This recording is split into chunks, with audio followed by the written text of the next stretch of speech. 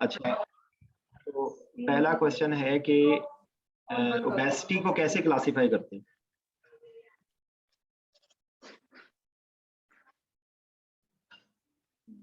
कौन बताना चाहता है? सर मैं बता देता हूँ। ओबेसिटी को क्लासिफाई कैसे करेंगे? सर इसमें जो टाइप्स हैं इसकी सर 4 हैं। अच्छा, एक होती है सर मॉर्बिड ओबीज, सर फिर सुपर ओबीज होती है, और सुपर सुपर ओबीज और हाइपर ओबीज सर। नहीं, इस तरह की तो कोई BMI। ये इस तरह से कोई भी नहीं होती और इसकी टाइप्स नहीं होती है। ये तो जी सर। इसकी क्लासिफिकेशन है ना, इसको जी आप सर। क्लासिफाई कर रहे हैं कि obesity class 1, obesity class 2, obesity class 3, ठीक है। क्लास 3। तो जी सर। ये मतलब लाइक है कि इसको इस तरह से आमतौर पे नहीं किया जाता जो आप बता रहे हैं ना। ये आपने कहाँ से पढ़ा ठीक है? सर, ये उसमें था, क्या नाम है, FRCA की नहीं है सर बुक, पार्ट 2।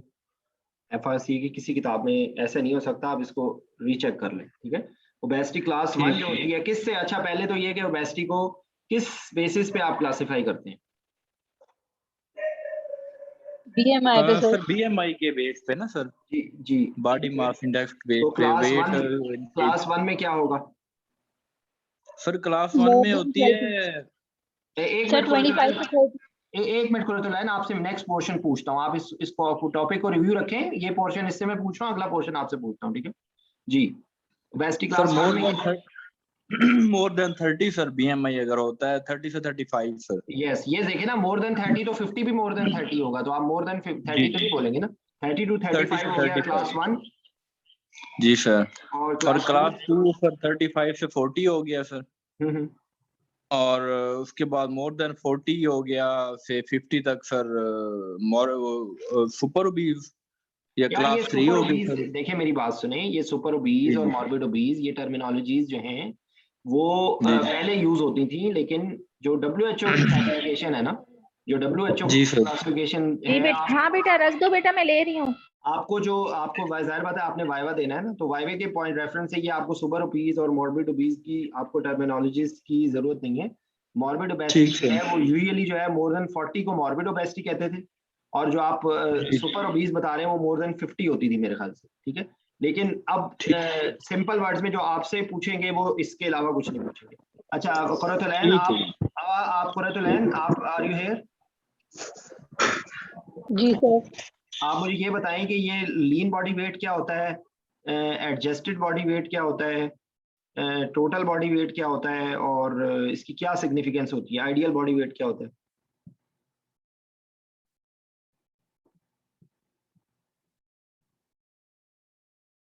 जी,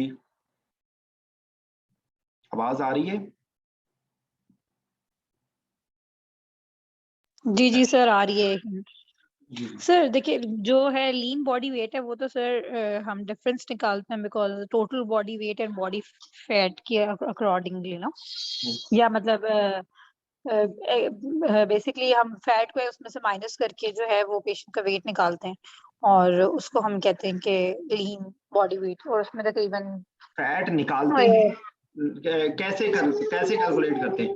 लीन बॉडी वेट कैसे टोटल कैलकुलेट बॉडी करते वेट में से सर, टोटल बॉडी में वेट में से वो उसको माइनस करते हैं बॉडी फैट वेट को। हैं? ये ज्यादा बेहतर तरीका होता है या आमतौर पे एक और तरीका भी होता है?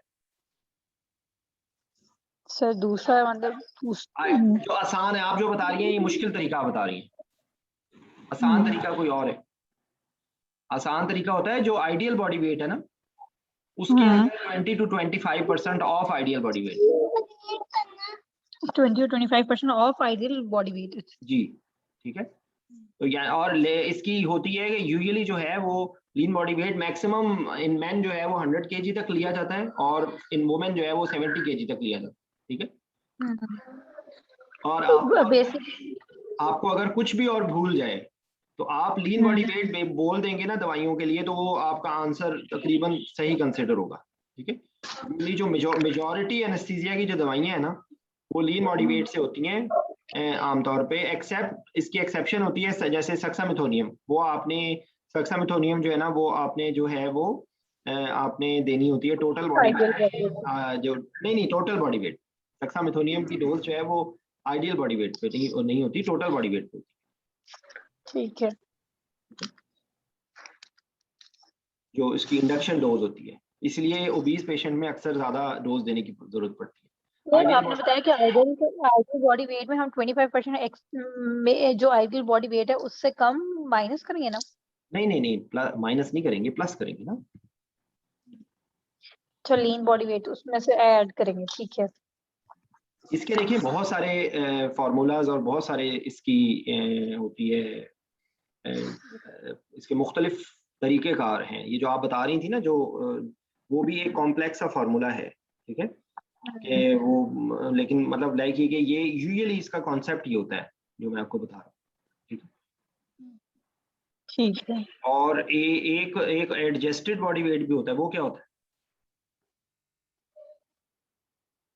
एडजस्टेड में सर वो ये कि बेसिकली वो हम मेजर कर लेते हैं ना पेशेंट के न्यूट्रिशनल नीड्स के अकॉर्डिंगली, और उसकी कितना वो उसको चाहिए उसके हमने वेट और हाइट के अकॉर्डिंगली सेट कर लेते हैं कि पेशेंट जो है उसके, फॉर एग्जांपल एक पेशेंट है, हमें उसका नहीं पता चला कि उसकी हाइट कितनी है वेट कितना है, तो हमें जो अप्रोक्सीमेट मीन ले लेते हैं कि इस एज के अराउंड इतने वेट के ये एडजस्टेड तो नहीं होता, ये एडजस्टेड तो नहीं होता। सर अस्सलाम वालेकुम। वालेकुम अस्सलाम जी। Sir adjusted body weight nutritionist use करते हैं मोस्ट ऑफ द टाइम, और इसका फॉर्मूला हमारे पास ideal body weight plus 40% of difference between the total body weight and ideal body weight. Ideal body weight, ठीक है। और जो लीन बॉडी वेट होता है वो जो ये बता रही थी, ये तो डिफरेंट जरा वो डिफरेंट सी कैलकुलेशन है। जो मैं आपको बता रहा था वो सही बताया मैंने जी। लीन बॉडी वेट जो है ना हमारे पास, या तो सिंपली इसको इस तरह कर लें कि 20 to 30% of ideal body weight है, या ideal body weight minus fat mass is lean body weight. Ideal body weight minus fat weight या प्लस? सर माइनस नहीं, माइनस कैसे होगा सर? लीन बॉडी वेट जो होता है हमारा मसल मास को ज्यादा, मतलब वही मैं आपको बता, मतलब टोटल बॉडी वेट से निकालेंगे ना, टोटल बॉडी वेट में से आप बॉडी फैट को निकाल रहे हैं ना? जी सर ऐसे ही। तो बॉडी फैट ये तो मतलब उसके लिए आप ये करेंगे कि उसके दो तरीके हैं कि आप टोटल बॉडी वेट से फैट निकालने के लिए आप आइडियल बॉडी वेट के अंदर 20% आप ऐड कर देते हैं, ये भी एक तरीकाकार होता है, ठीक है। और जो दूसरा आप बता रहे हैं जो टोटल बॉडी वेट में से जो माइनस करते हैं वो भी एक फार्मूला होता है जी।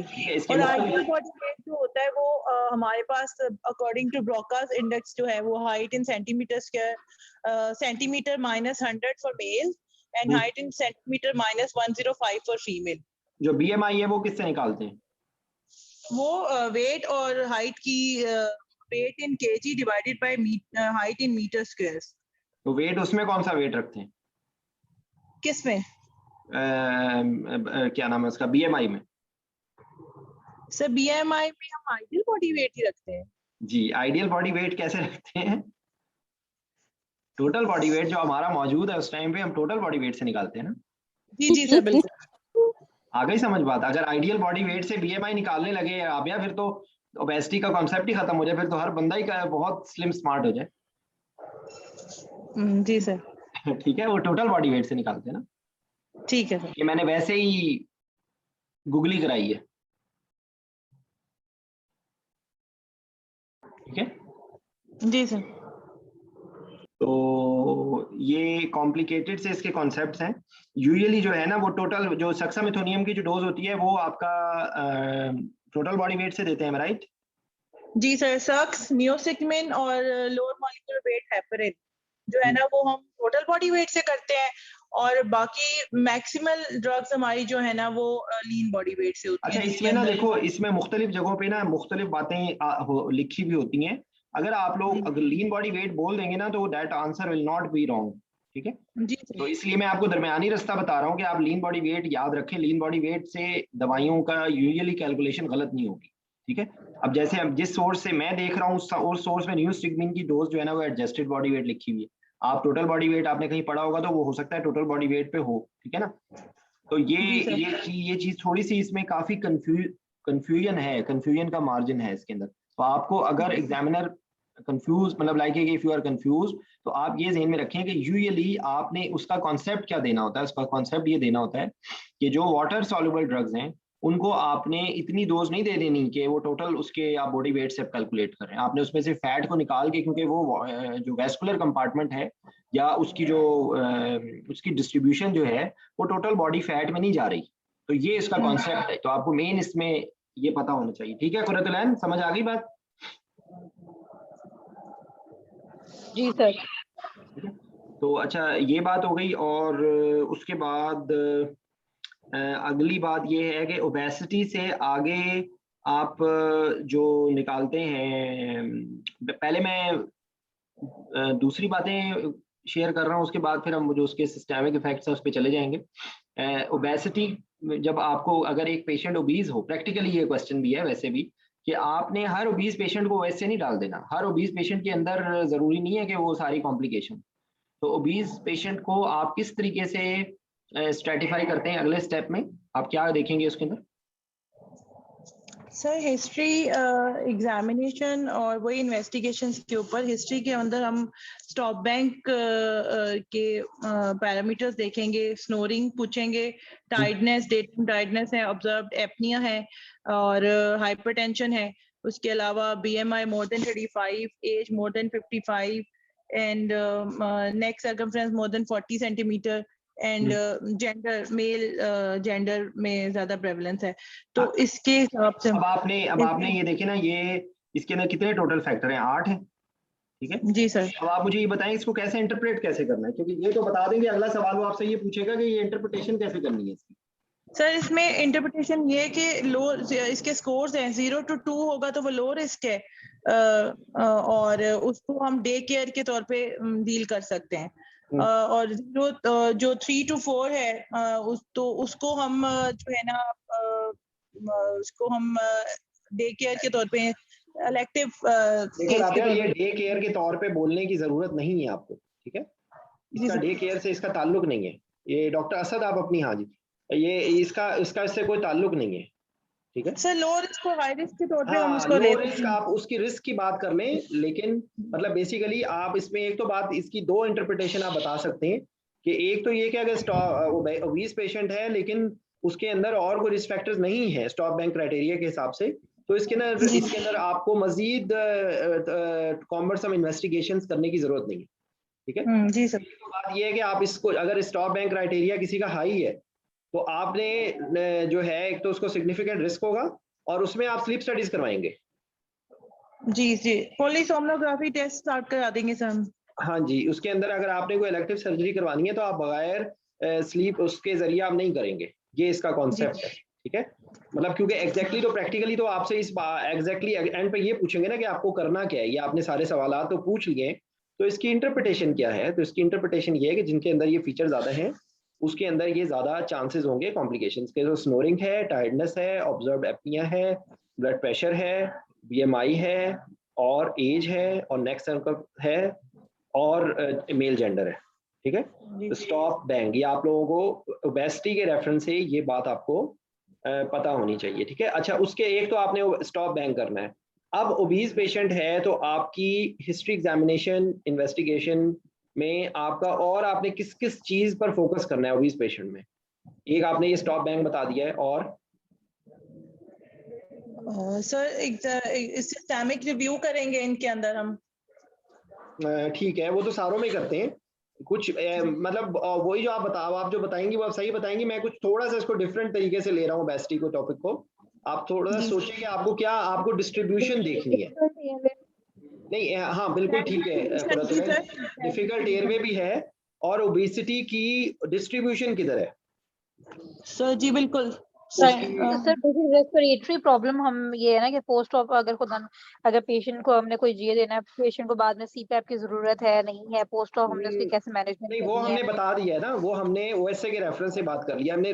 मैं सिर्फ नंबरिंग कर रहा हूँ, 2-3 पॉइंट्स को आपको मैं हाईलाइट बता रहा हूँ कि एक टोटल हो गया है उसका वेट, बॉडी वेट, उसके हिसाब से आपने जो उसकी ड्रग्स की कैलकुलेशन है आपको उस फैक्टर्स को मद्देनजर रख के करनी पड़ेगी। एक बात हो गई। दूसरी बात यह है कि आपने उसको ओएसए को रूल आउट करना है, ये 2 बातें हो गई। तीसरी ओबेसिटी के अंदर ये है कि आपको उसकी डिस्ट्रीब्यूशन देखनी है। कि उसकी डिस्ट्रीब्यूशन किधर है, ठीक है। अगर वो ज्यादा उसका, फैट किधर है? हाँ जी, उसकी उसकी ज्यादा प्रॉब्लम्स किसमें होती है? सर जो जिसका हमारे ये पेशेंट होता का है चेस्ट पे ज्यादा फैट है, सेंट्रल ओबेसिटी एब्डोमेन। जितनी होती है उसमें। जी, सेंट्रल ओबेसिटी जो होती है वो ज्यादा एसोसिएटेड है विद कॉम्प्लिकेशंस, ठीक है। जी सर। ये इसके अंदर तो उसके जो है ना वो ये भी कुछ जगहों पे लिखा हुआ है ये बात ना, वेस्ट टू हाइट रेशियो, ठीक है। जी सर। वेस्ट टू हाइट रेशियो जो है वो एक इम्पोर्टेंट उसके अंदर चीज है जो आपको होनी चाहिए। कि और कौन से पेशेंट्स होते हैं स्पेसिफिक जिनके अंदर वो, जिसको क्या कहते हैं लेमन ऑन ड्रम स्टिक, वो किसमें होता है? सर वो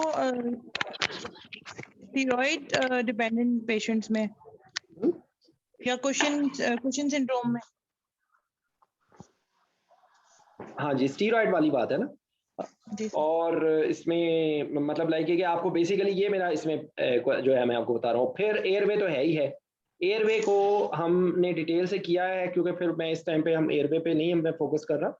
एयरवे की थॉरो असेसमेंट होगी, तमाम आपके फीचर्स, तमाम उसके अंदर उसकी समरी यही है कि आपने 3 चीज़ों को देखना है जब भी आपने एयरवे असेस करना है। एक मतलब लाइक है कि 2 उसमें, एक तो पॉइंट होगा कि आपने हिस्ट्री, एग्जामिनेशन और इन्वेस्टिगेशन 3 अलग-अलग तरीके से आपने एयरवे को फोकस करना है। और इन तीनों को भी आपने 3 हिस्सों में डिवाइड कर ले। एक डिफिकल्ट मास्क वेंटिलेशन, एक डिफिकल्ट लेरिंगोस्कोपी और तीसरी डिफिकल्ट इंट्यूबेशन, ठीक है। क्योंकि कई दफा ऐसा होगा कि आपसे मास्क वेंटिलेशन नहीं हो रही, आपसे इंट्यूबेशन आराम से हो जाएगी। कई दफा ऐसा होगा कि आपसे मास्क वेंटिलेशन भी हो गई है, आपसे लेरिंगोस्कोपी भी हो गई है, लेकिन अब आपको जो है वो आपको नहीं नजर आ रहा, ल्यूमन नजर नहीं आ रहा, ठीक है। या ल्यूमन नजर आ रहा है तो आपसे ट्यूब सही तरीके से नहीं जा रही बिकॉज ऑफ सम रीजन, ठीक है। ये हम डिटेल से पूर्ण कर चुके हैं।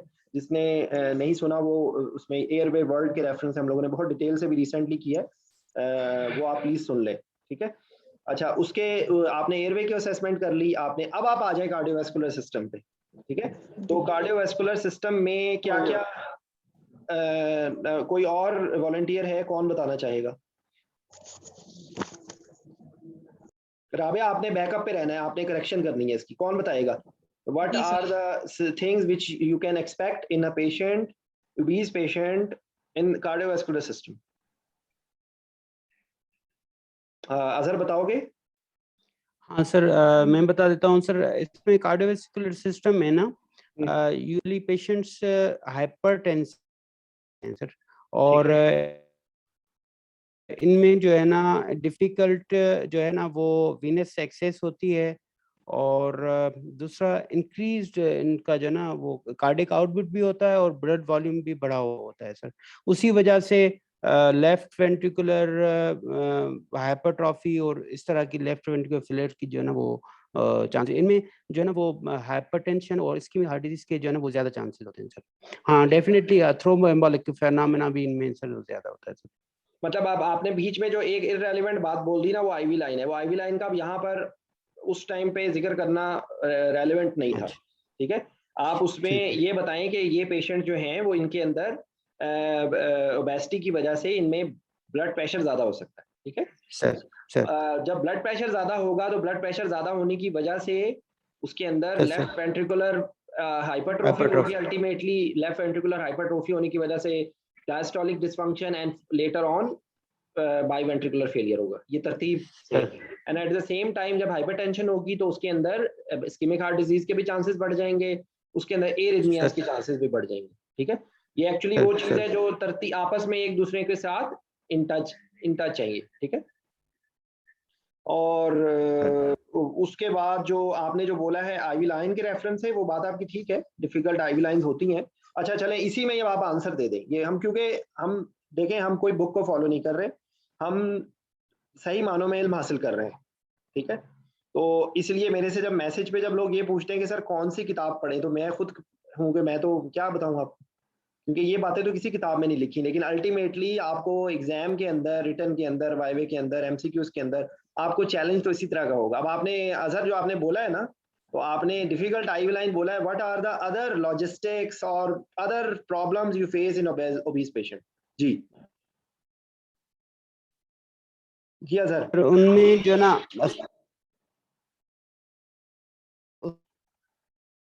आपकी आवाज सही नहीं आ रही, डिफिकल्टी हो सकती है उनको जो है ना वो आपकी आवाज कट गई थी सर अजहर। बेहतर अभी बेहतर है सर। I am speaking sir. जी जी बोले। हाँ, मैंने कहा कि उसमें transportation Azhar I am sorry, आपकी ना आवाज डिस्टॉर्ट हो रही है। I think someone else take over. Ventilation जो उसको भी अजहर आपकी आवाज ना हो रही है, डिस्टॉर्ट हो रही है, प्लीज आई एम सॉरी। जी नादिर। सर एक तो ये जैसा रवल साहब बता रहे थे ट्रांसपोर्टेशन, ओके, और सर उसके अलावा सर ओटी टेबल और पूरी टीम की मैनेजमेंट सर, वेरी गुड। और बड़ी टेबल होनी चाहिए, और सर उसके लिए बीपी कफ मतलब बड़ा होना चाहिए हमारे पास सर। ठीक है, और सर चाहे वो हम जिस केस में भी मतलब चाहे स्पाइनल है, रीजनल है या जीए खासकर रीजनल है, तो उसमें भी हमने मतलब ट्रॉली इन हैंड रखनी होती है सर। तीसरा सर पोस्ट आपके लिए जो है ना पहले बताना है कि मतलब ये पेशेंट एक ओबीज है, उसकी सर्जरी है, और वो कौन सी सर्जरी है वो डिस्कस करके सर्जन के साथ फिर उसको प्रोसीड करना है, और पोस्ट आप केयर के लिए भी सर पहले इन्फॉर्म हाँ करना होता है सर। अब आपने जो बातें बताई हैं इसको अगर हम थोड़ा सा मजीद प्रोब करें, आपने कहा कि इनके जी अंदर ट्रांसपोर्टेशन की प्रॉब्लम होती है, तो इसके लिए आपको एक्स्ट्रा मैन पावर की जरूरत होगी, या बिल्कुल स्लाइडर सर। होते हैं, स्लाइडर होते हैं राइट जो स्लाइड करने राइट के लिए होते हैं, ये उसमें हेल्प मिलेगी। दूसरी आपने प्रॉब्लम बताई राइट। है, असर ने बताई थी आईवी लाइंस की, तो आईवी लाइंस को सॉल्व करने के लिए आपके पास क्या क्या ऑप्शन होंगी? सर इसमें हम क्या कर आईवी लाइंस के लिए आप अल्ट्रासाउंड यूज कर सकते हैं। अल्ट्रासाउंड गाइडेड अल्ट्रासाउंड, ठीक सर ठीक है, ठीक सर। आप ठीक अल्ट्रासाउंड है। एक चीज, और दूसरी एक और चीज राबिया आपको पता होनी चाहिए। क्या सर? जी नादिर, आप भी बता दोगे तो आपको वो इलेक्ट्रा मिलेगा। एक एक तो सर अल्ट्रासाउंड है। जी अल्ट्रासाउंड गाइडेड आईवी लाइंस। जी, सर वो और एक और मशीन भी होती है, उसका मुझे नाम नहीं पता, वो जो जिसके लिए हम ऊपर से वो लेजर होता है शायद, वो उसको हाँ ऊपर आप करीब सर पहुंच गई इल्यूमिनेटर, हैं। नहीं, इल्यूमिनेटर नहीं कहते उसे। नहीं नहीं कुछ और है। वो राबिया नाम हाथ के नीचे रखते हैं। नहीं, राबिया, वो बेसिकली वो होता है कि वो आईवी लाइन एक्सेस करने के लिए होता है, जो मोटे पेशेंट्स होते हैं स्पेसिफिकली उनके लिए वो उसको मशीन वेन होती है विजुलाइजर उसके ऊपर कहते वो हैं, ठीक है, उसको वेट वेन विजुलाइजर कहते हैं उसको। सर कहते हैं या कुछ और नाम था इसका? पता नहीं, मुझे वेन विजुलाइजर नाम याद आ रहा है, आप चेक कर लो इन द मीन टाइम, अगर किसी को जी और सर। कोई नाम मिलता है तो प्लीज बता दें।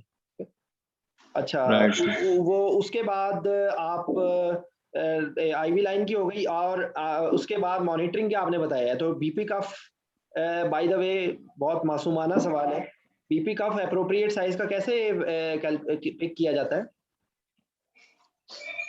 सर 2/3 अपर आर्म का लिया जाता है ना सर। क्या हो जाना मुझे ले थोड़ा सा मजीद एक्सप्लेन करें। सर अपर आर्म में मोस्टली हम जैसे मतलब यूज कर रहे होते हैं एरिया में सर, ओके, अब 2/3 क्या? जो हिस्सा है वो हम छोड़ दिया करेंगे ना सर अपर आर्म में। नहीं, आप सही बता रहे हैं, लेकिन उसके अंदर दो चीजें होती हैं, एक उसकी विड्थ होती है, एक उसकी लेंथ होती है, राइट तो वह विड्थ कितनी होनी राइट चाहिए, लेंथ कितनी होनी चाहिए? ये लेंथ यानी कि सरकमफ्रेंस हो गया ना, जी जी सर। तो वो किस तरह होता है? सर वेट तो लेंगे ना, मतलब जो अपर आर्म है उसके 1/3 मतलब उसको कवर करे अपर आर्म को ना सर। हम्म। जी राबिया, और आप इसको एक्सप्लेन कर दो जरा ज्यादा बेहतर तौर पे। Anyone, if anyone wants to tell. Basically उसका जो सर्कमफ्रेंस है वो more than 2/3 of the patient की जो अपर आर्म का है मेजरमेंट, उससे मोर देन 2/3 ज्यादा होना चाहिए। और मोर than 2/3 of mid circumference of arm. Okay, अच्छा अच्छा, अब आप मुझे बताएं कि स्पेसिफिकली ओबीज पेशेंट में आपने बड़ा कफ लगा दिया है, अब ओबीज पेशेंट के अंदर एक और प्रॉब्लम होती है जिसकी वजह से आप बीपी कफ की वो उन्हें उसको और मजीद बढ़ा देंगे, वो क्या चीज है? सर क्वेश्चन समझ नहीं आया। चले, मुझे खुद भी नहीं समझ आया, ठीक है, मैं रिपीट कर देता हूँ। मेरे कहने का मतलब ये था कि ओबीस पेशेंट्स में कुछ चीजों की टेंडेंसी है जिसकी वजह से जब आप उसमें इतने बड़े साइज का बीपी कफ लगा रहे हैं या उनकी प्रोलॉन्ग सर्जरी हो रही है, तो अदर देन ये किसी में भी हो सकता है, लेकिन ओबीस पेशेंट में वो ज्यादा चांसेस होंगे, मतलब इस्कीमिया के ज्यादा चांसेस होंगे, नर्व इंजरी के ना, नर्व इंजरी के नर्व इंजरी, साथ कंपार्टमेंट सिंड्रोम भी हो सकता है। कंपार्टमेंट सिंड्रोम, क्योंकि वेट ज्यादा है ना, तो वेट ज्यादा होने की वजह से प्रॉब्लम ज्यादा होने के चांसेस होते हैं। तो इसके अंदर अगर वो प्रोलॉन्ग बीपी कफ रहेगा तो उसके अंदर, तो इसलिए आप आर्टीरियल लाइन को कंसिडर कर सकते हैं। ठीक है, आप आर्टीरियल लाइन को कंसिडर कर सकते हैं इस तरह के पेशेंट्स में जिनमें आपको बीपी की मॉनिटरिंग के अंदर एरर्स प्लस चैलेंजिंग। ठीक है जी सर। और देखें उसके लिए जो एग्जैक्ट वर्ड्स हैं वो मुझे भी नहीं समझ आ रहे थे, इसलिए मैं आपको एग्जैक्ट वर्ड बता रहा हूँ कि वो कहते हैं कि जो उसका जो कफ होता है ना, वो 40% ऑफ आर्म सर्कमफ्रेंस की विड्थ होनी चाहिए उसकी। ठीक है, और जो उसका जो उसकी लेंथ होती है कि वो कितनी जगह को कवर करता है, वो मोर देन 2/3 तकरीबन कवर करना चाहिए। ठीक है, ये इसकी है। जी सर। अच्छा, तो अच्छा अब अगली प्रॉब्लम आ गई एयरवे की। तो एयरवे की जो इसके अंदर डिफिकल्टी होगी, तो एयरवे की डिफिकल्टी को दूर करने का क्या तरीकाकार होगा? सर इसमें हमने एक तो जो है ना पोजीशनिंग पेशेंट की, और दूसरा different sizes of all the airway equipment, हमारे पास ओरल एयरवे होंगे हों, और इंटुबेशन के ट्यूब्स के different sizes, laryngoscope different types की और साइज की। इसमें स्पेशल लेरिंगोस्कोप यूज होता है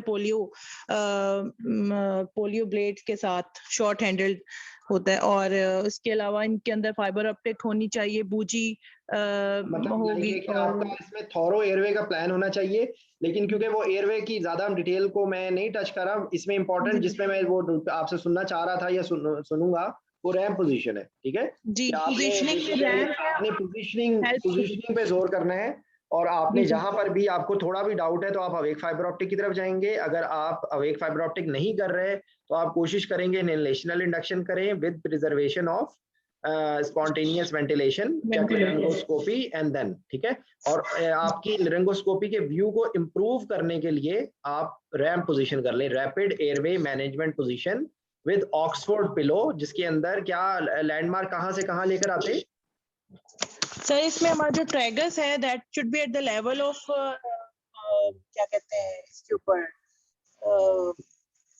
ये हमारा जो स्टर्नल होता है, एंगल ऑफ स्टर्नम जो होता है, जो उसका नाम एंगल ऑफ लुइस। ठीक है, एंगल ऑफ लुइस के लेवल पे आ जाएगा, और chin should be above the sternum.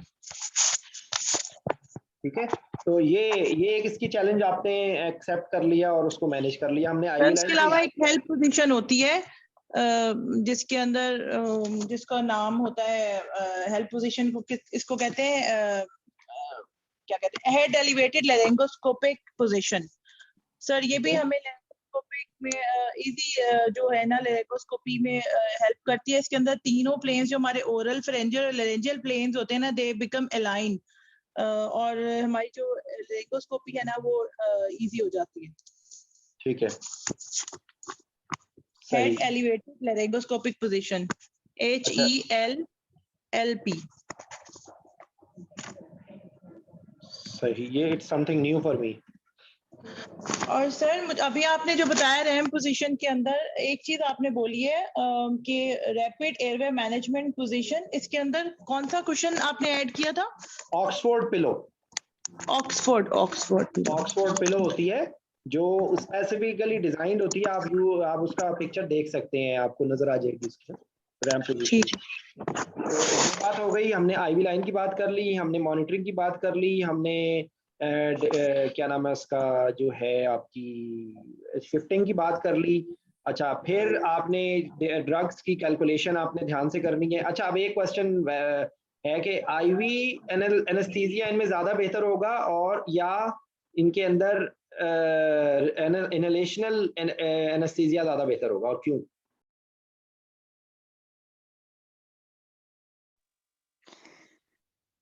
Sir मतलब सवाल की समझ सेंस में पूछना चाह रहे हैं आप? एक मिनट कुरतुलैन, आप हैंड रेज किया करें, वो फिर दरमियान में ना बात इंटरप्शन हो जाती है।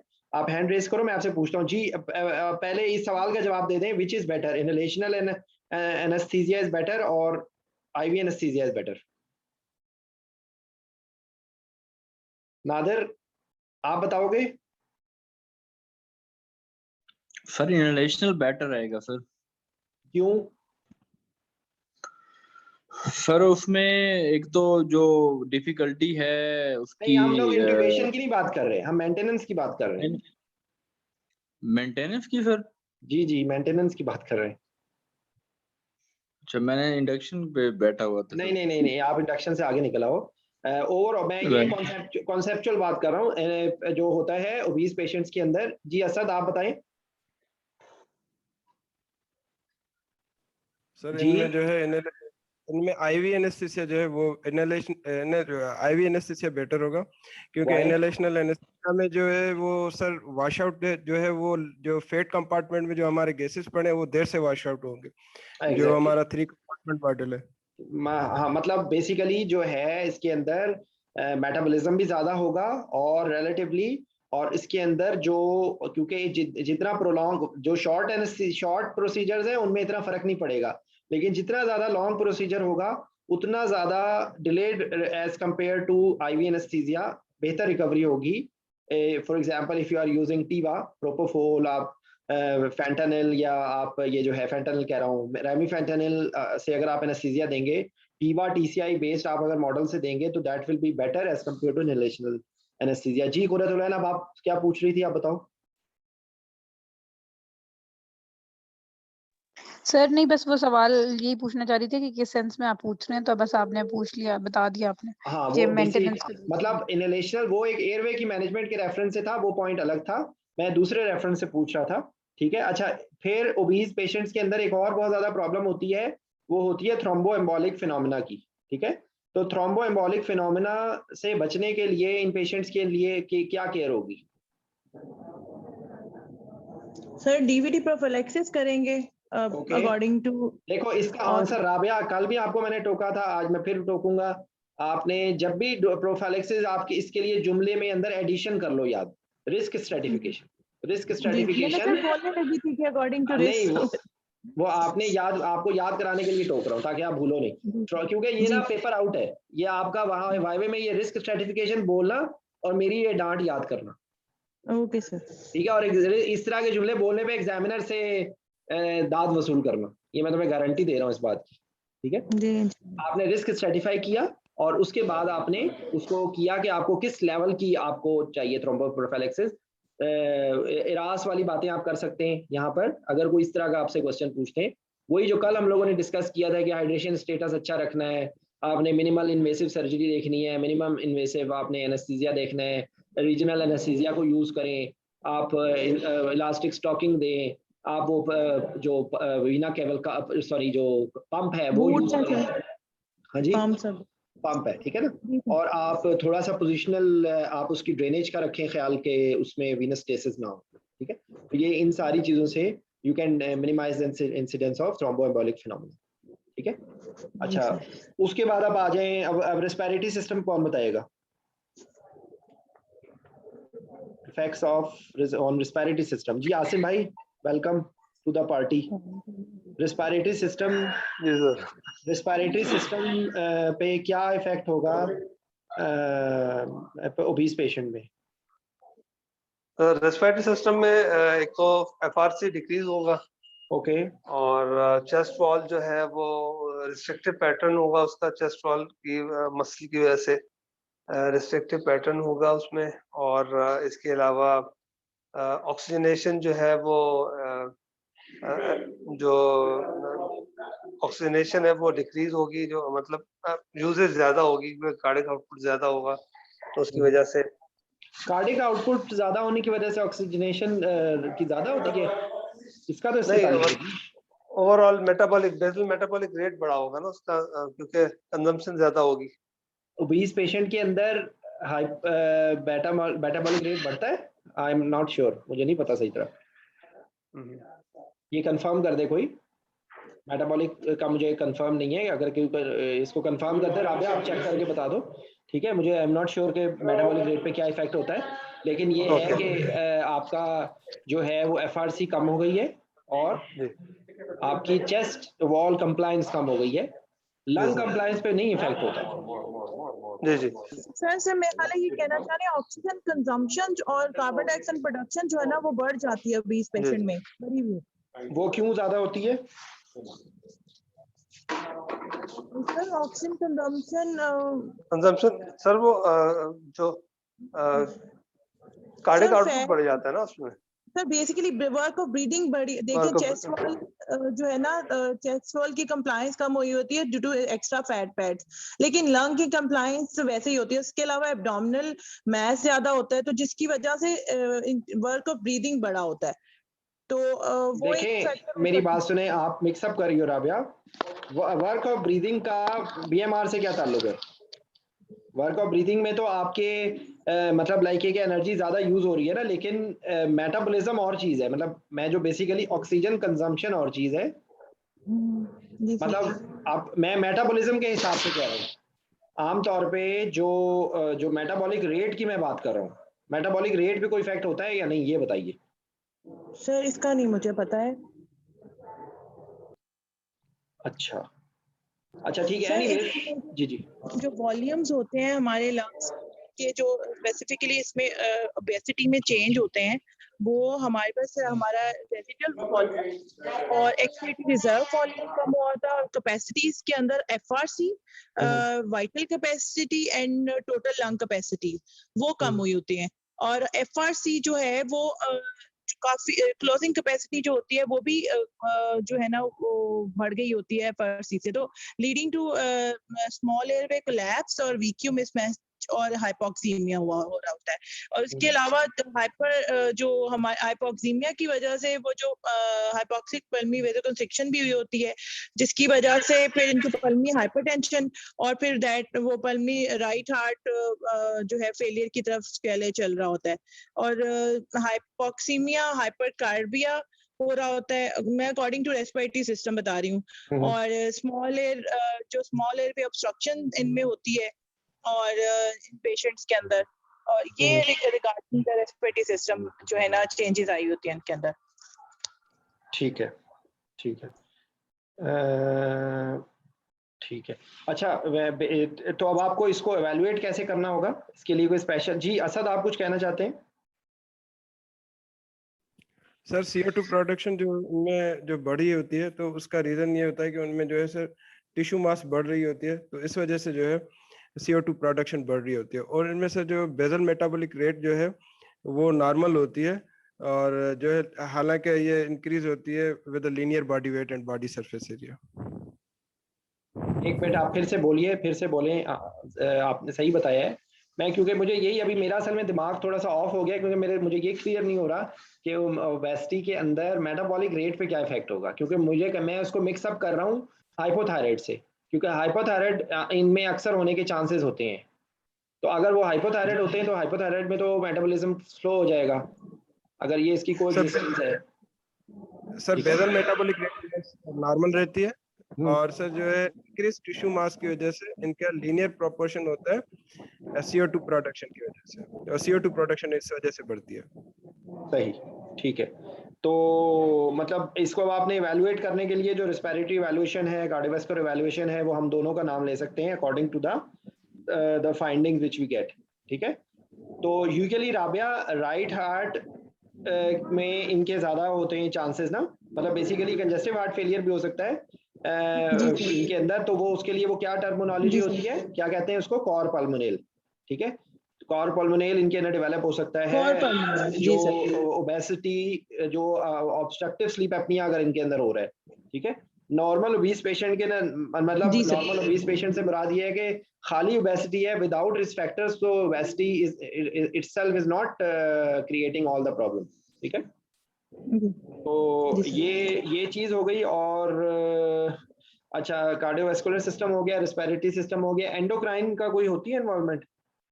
यस सर, एंडोक्राइन इन्वॉल्वमेंट होती है इनमें type 2 diabetes, insulin resistance, dyslipidaemias, metabolic syndrome, hypothyroidism के चांसेस होते हैं। वही जो अभी मैं जो आपको बोल रहा था ना, वही उसके अंदर वो जो बात आपको मैं कह रहा था। ठीक है, अच्छा इसके बाद आपकी हमने काफ़ी चीज़ें कर ली हैं। अब आपने एक जो पेशेंट है इसके अंदर आपने इसको एवेल्युएशन के अंदर और क्या चीज़ें, एक हमने स्लीप स्टडी की बात की थी, ठीक है, एक हमने जो है वो अगर उसके अंदर कोई फीचर्स हैं फेलियर के तो आपने उसमें एको करवानी होगी। ठीक है, not every obese patient is candidate for echo, ये क्लैरिफिकेशन मैं कर रहा हूँ आपको। Not every obese patient is candidate for echo, ज़हन में रखें बात ये। ठीक है, तो क्योंकि ये एक कंफ्यूजन आ जाती है कि जो अगर ओबीस पेशेंट है तो आपने उसको एको के लिए भेज रहे हैं। ठीक है, अच्छा एक फिर इसमें एक और स्पेसिफिक पॉइंट है कि आपको प्री ऑपरेटिवली क्या क्या आपको ऑप्टिमाइजेशंस की जरूरत पड़ सकती है और पोस्ट ऑपरेटिव क्या क्या कॉम्प्लिकेशंस हो सकती हैं ओबीस पेशेंट में।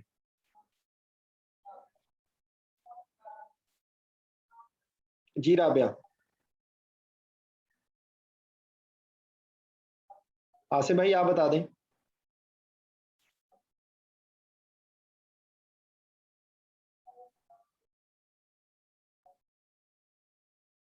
जी सर, प्री ऑपरेटिवली जो कंसर्न है हमारे वो तो यही है कि पेशेंट जो है वो एक तो रेस्पिरेटरी पॉइंट ऑफ व्यू से देखेंगे तो ये हाइपोक्सिक होता है, हाइपोकार्बिक होता है, तो ऑक्सीजनेशन प्रॉपर करनी है इसको। उसके लिए आप क्या करेंगे?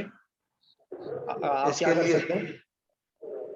जी सर, इसके लिए वो तो हिस्ट्री में पता चल जाएगा कि सीपैप यूज करता है या नहीं करता, उससे अंदाजा हो जाएगा कि कितना ये हाइपोक्सिक और हाइपोकार्बिक रहता है। वो आपको एक प्री ऑपरेटिव अगर सीपैप है या उसकी पोलर सोनोग्राफी का है या स्टॉप, मतलब उसमें आप इम्प्रूवमेंट कैसे कर सकते हैं, ये मेरा क्वेश्चन है। ऑक्सीजनेट करेंगे तो 3 to 5 मिनट्स ऑक्सीजनेट करेंगे पहले इस पेशेंट को। नहीं प्री ऑपरेटिवली। अच्छा, आप उसकी इंसेंटिव स्पायरोमेट्री करेंगे, इंसेंटिव तो कहेंगे ना, एडवाइस करेंगे।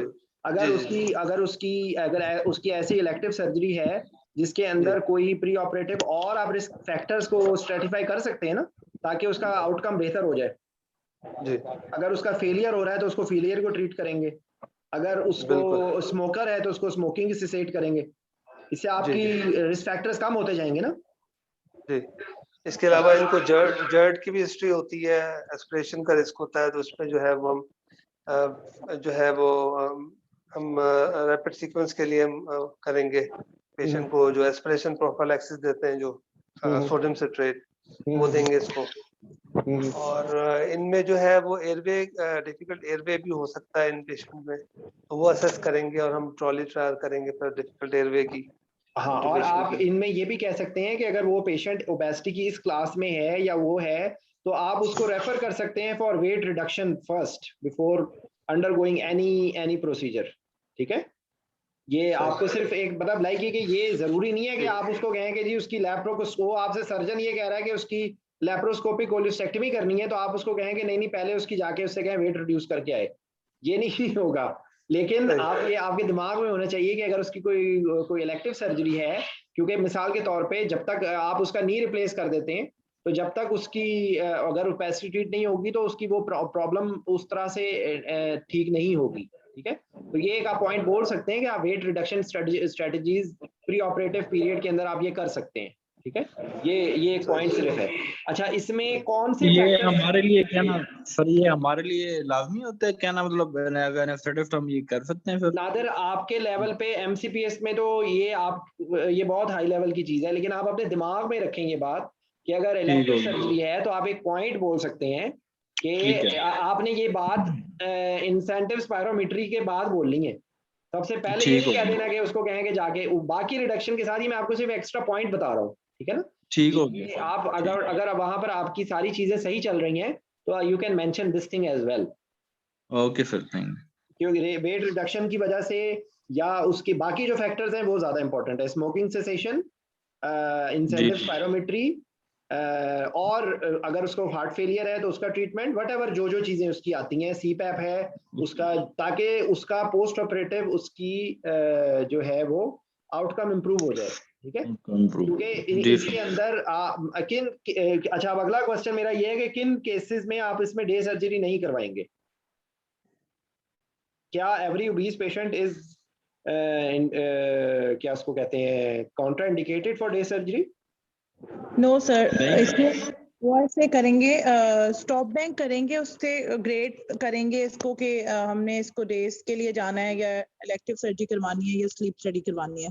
अगर हमारा स्टॉप बैंक का स्कोर 5 से ज्यादा है तो हम उसको स्लीप स्टडीज के लिए भेजेंगे, और स्कोर अगर 2 तक है तो फिर हम उसको डेज के लिए, डेज सर्जरी के लिए कंसिडर कर सकते हैं। आप इसमें ना हमेशा ये कहें कि ये एक टीम डिस्कशन होगी, रिस्क वर्सेस बेनिफिट देखा जाएगा, ठीक है, क्योंकि आप उसकी डे सर्जरी करने से फायदे क्या ले रहे हैं, what are the advantages which you are getting from day surgery for these patients. वही जो इराज के अंदर है ना, जो उनकी मॉर्टेलिटी मॉर्बिडिटी इंप्रूव हो जाएगी अगर आप उसको फास्ट ट्रैक में कर रहे हैं, अदरवाइज तो उसका कोई एडवांटेज तो नहीं है ना। आपने ये जुमला आपके लिए वाइवे पॉइंट ऑफ व्यू से आप ये ज़हन में रख लें कि अगर आप ये बोल देंगे ना कि हम उसमें रिस्क देखेंगे कि risk versus benefit which is supporting, तो there is no compelling indication to do day surgery in such patient, ठीक है ना, क्योंकि there is always a doubt, question mark.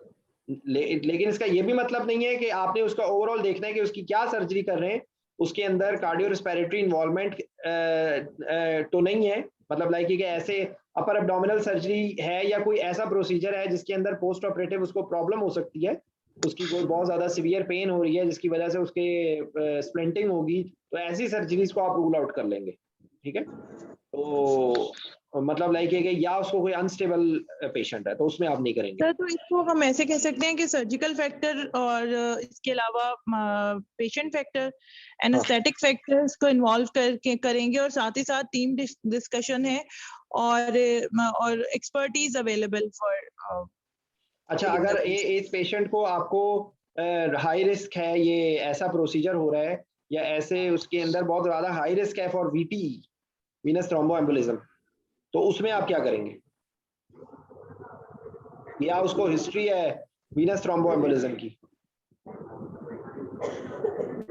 तो सर उसको हम वही, अगर क्योंकि हाई रिस्क है तो फिर हम इसको डीवीटी प्रोफिलैक्सिस स्टार्ट करवाएंगे। नहीं, डे सर्जरी के रेफरेंस से बात कर रहा हूँ मैं इस वक्त। Day surgery it will not be a good idea ना। जी सर, क्योंकि जिसमें आप पेशेंट को आप उसको क्लेक्सेन देनी पड़ रही है, तो वो आप कैसे डे सर्जरी करवाएंगे? पोस्ट ऑपरेटिवली अगर उसको करनी है तो वो अगेन आपके लेवल पे या आपका जो वाइवे में आपने ये कंसिडरेशन बता देनी है कि रिस्क वर्सेस बेनिफिट देखा जाएगा, ये प्रॉब्लम्स हो सकती हैं, ये उसके एडवांटेज है, अर्ली एम्बुलेशन के जो एडवांटेजेस हैं वो आप देखेंगे, और आप देखेंगे कि उसको हॉस्पिटल में एडमिशन करने की क्या क्या प्रॉब्लम्स हो सकती हैं, दैट्स इट, ठीक है। तो ये इसके अंदर है चीज। अच्छा जनाब,